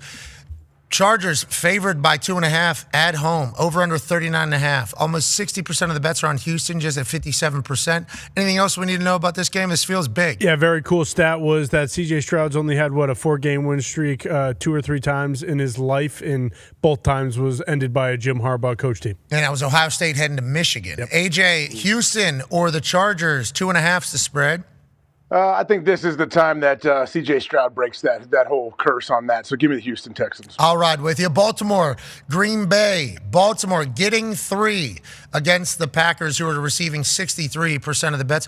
8 p.m. Eastern on Peacock. Go ahead. Lamar, no practice today. Yeah. So he's probably not going to play. That's his thing. Yeah, but that's his thing when they play on Sundays. Yeah.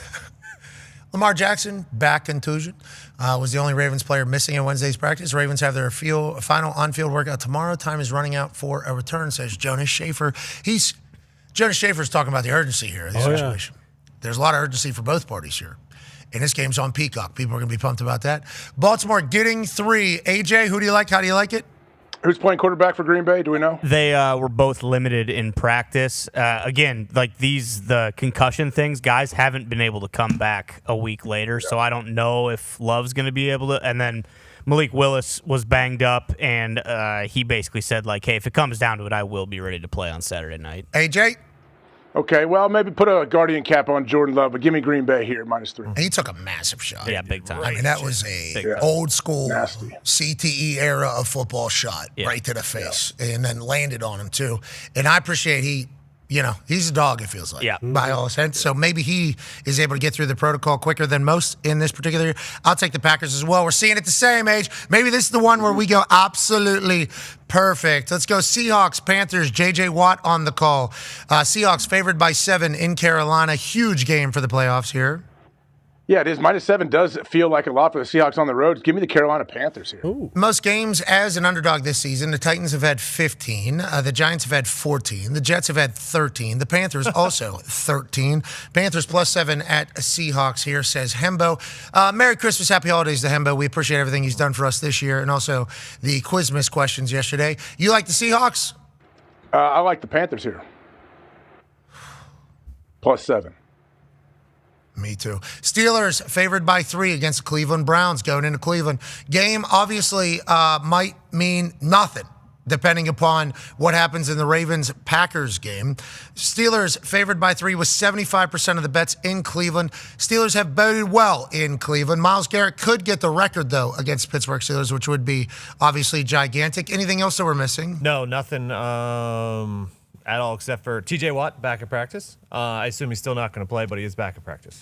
A certain outside linebacker has resumed practicing for the Steelers, says Joe Rutter from the Trib. No, he's not paying your $11 to get the blue check mark, okay, Elon? Mm-mm. I'm a fucking journalist. I can't be bought. Bingo. So shout out to Joe Rutter doing that and for his dedication to his city working for the Trib Dahn. Oh, and DK's out.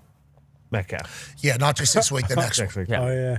And out of guarantees as well. Yeah. But the Steelers have said they are going to honor that moving forward. Yeah, they said that. We'll see how it all goes. We hope the best for everybody. Unless he drops a pass round 1. He won't. Age? Give me Steelers on the road here. Me as well. Cardinals taking on the Bengals. Joey Burrow, fresh off an ass-beating of the Miami Dolphins. He looked very good, and he said, this is what it's about. When I'm rehabbing and not playing football, I'm miserable. Okay, when I'm playing football and it's going well, I'm happy. He basically addressed the entire I'm happy, I'm not happy situation about his future. Bengals played their best ball last week. Do you think that continues here with the Cardinals traveling in? Yeah, I don't know who the ruler of the jungle is in Cincinnati, but I'm going to take the Bengals either way. Yep, me as well. We're all, hey, This might be the week, you and me, Age. Can't wait. Undefeated. Patriots, Jets. Patriots getting 81% of the bets against the Jets. What is the normal outcome between Patriots, Jets late in the season? We just piss on their face and kind of celebrate, except for last year. I'll take the Patriots. AJ? Patriots for me as well. Buccaneers, Dolphins. This one feels too easy. Give me the Dolphins plus 5.5 down there in Miami. Well, are you taking the Dolphins or taking the Bucks? You said this one feels too easy. I thought you were going Bucks, so I'm taking Bucks here. That's what I did mean, which immediately made me go, all right, I guess I'll go the other way here. No. 5.5 doesn't feel like enough for the Bucks. So this one smells to me. Bit stinky. This one's a little bit stinky to me. I did see a stat. I can't remember who it was from, but in situations like this where the one team has to win or whatever to improve their playoffs or get into playoffs versus a team that has nothing to play for, the team that has nothing to play for is actually covered 60% of the time. I'll take the Dolphins plus 5.5. Quinn, yours? Hey, this guy can leave the train station later and get there at the same time. That's right. I saw the tweet last night. Saw the tweet last night. Jacksonville Jaguars traveling into a hostile Lucas Oil Stadium. Fresh off a masterclass by Phil Rivers. Yeah. Now, defense can't get a stop. Plus 3,000 odds right now to make the playoffs, the Indianapolis Colts. Pretty good. A lot of things have to happen. One of them is beat the Jacksonville Jaguars, who are hotter than they've ever been coming in to Lucas Oil. And also motivated because I don't want to say that they're saying that we are talking shit about him, but they're basically saying everybody's seemingly talking shit about him. And they can certainly utilize clips from our particular program to signify that. So maybe we're not good that I am a Colts fan. And maybe these teams are using a lot of motivation from what I'm saying. I haven't even really thought. That'd be very narcissistic of me to think that I matter that much. But in the current world that we're in right now, with bulletin board material and us being considered national media, the things that I say hyping up Colts teams during weeks of games, I think if their coach was to be somebody that pulls clips from national media and shows teams, we could have potentially been motivating some teams this year. I think there's a chance that maybe we're part of the problem. So I like to say this Jacksonville Jaguars team is a really good team. God, they're so good. So good. Trevor Lawrence flying around. Looks like a goddamn stallion out there. Huge Liam Cohen's lost so much weight. Oh, my God. He knows that it was always wrong. It was always supposed to be Duval. Yeah. Shad Khan, this guy, not only best mustache in history, guy created bumpers, saves all our lives. Thank you to him. Right. But also, he's a visionary. I mean, he has been seeing this for a long time, and they've been talking about it for a long time. Yeah, exactly. I mean, he looked at this, and this is what they envisioned in January. Okay? We're going to do it in September, and October, and November, and now we're doing it in December. We're going to do it in January. Probably even February. What? Whoa. February? And then after February, you know what's after February? What's that? This is going to last forever! There's a chance. Yeah. Yeah. We were mocking it a little bit there in September and October. Had to. But boy, Not now. with what they're playing, how they're playing right now, this Jaguars team is actually unbelievable. A real buzzsaw. I don't think a lot of people want to play them in playoffs. But on that note, I'll take the Colts plus 6.5, of course. Age, who do you like? How do you like it? Yeah, I mean, on that note, especially hearing, reminiscing over what Shad Khan, how he rallies the troops, I will take the Jacksonville Jaguars. In the Lighthouse?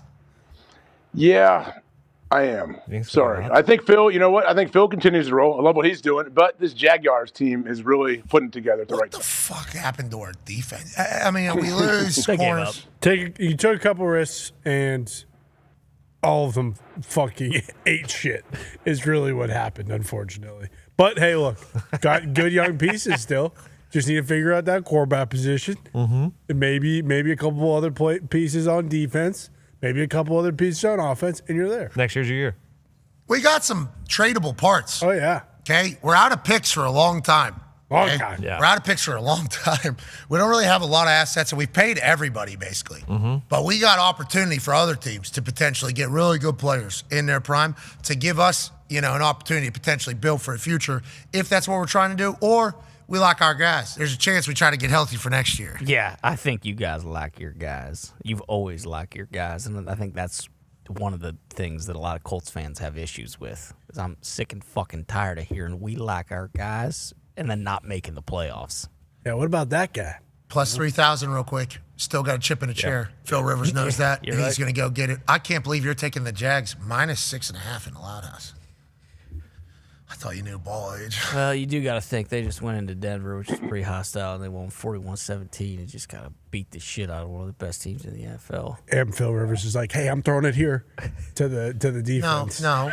So. D. Winters said he just knew what he was doing because he called Orlando earlier, and we talked ad nauseum at the beginning of the show how it feels like they've turned Phillip Rivers' microphone up louder than every other quarterback in the NFL, maybe in the history of quarterbacks, because they know how funny he is. It's like, well, actually, you're giving away our entire fucking thing to the whole world. That's charming. AQ walks in the building and goes, "I know all of Phil Rivers' checks." And it's like, okay, that's good. He's been in the building 13 days. Now he's got to redo all of his checks. Okay, I'm sure that'll help out. I'm sure everything's good. Age, I don't like what they're doing to us. That's why backs against the wall, chip in a chair, still a chance to make the playoffs. See, here's me adding bulletin board material. Yep, exactly. A very good Jacksonville Jaguars team loses to the Colts. What? Wow. Whoa. Yeah. Do I know really anybody on the roster? No. Phil Rivers. I know him, yeah. I'm a fan of him. Boom. I don't know. Do we know him, really? I mean, we know him well enough to I don't think we have a relationship with anybody on the team at this point. Do we? Tyree. Oh, no, that's Pacers. Yeah, he doesn't exactly. play for the Colts anymore. Exactly. Daniel Jones, we had a relationship with because he reached out. Fan of the program, which we're appreciative of. Yeah, Chris Ballard. He's the only one that we do, and feels like maybe because of that, his days might be. No, it's not. We are not the curse of the Colts. Okay. Maybe. I don't know. I do see a lot of people potentially giving us credit for potentially forecasting everything that's kind of happening here. But on that note, I would like it to be known, I'm still a believer. Pittman. We kind of know Pittman. I guess. When you see him, you said, "What's up?" So. Yeah. That counts. Super Bowl that one time. Yeah, we know these guys. Hey, Liam, we know more people on your team than we know on Colts team. So we would like to not be used as motivation against Indianapolis Colts. We would like this to not be run to the Jacksonville Jaguars team. They won't. Kalen. Ownership. Boom. Bingo. Pete. Yes, Pete. Frog T. Yep. Training room. Yeah, we're still in there. Conti. Stinking. Conti. Chris. See, even. I don't, We don't really know Shade. his name's Shane. Okay, you don't know Shite. Yeah, exactly. Exactly. Yeah, you don't know. All right, let's get to the next one here. Saints, Titans. Shuck. Give me Shuck. I'll take the Saints. Give me Cam Ward and the Titans on this one. Wow. Think they found something. Think they may have found a little something. I like the juice that they had. I like the energy that they have. I like the vibes that they have. Huge win over the Chiefs. I think the Saints might have found something too. Giants, Raiders. Raiders favored by 1.5. I don't think so. Give me the Giants. It's a good game. Who's playing quarterback for the Giants? Who cares? Start if they let him. I want Russ. I want Russ in there. Hey, maybe J-Mo. Or Jameis. Or all three.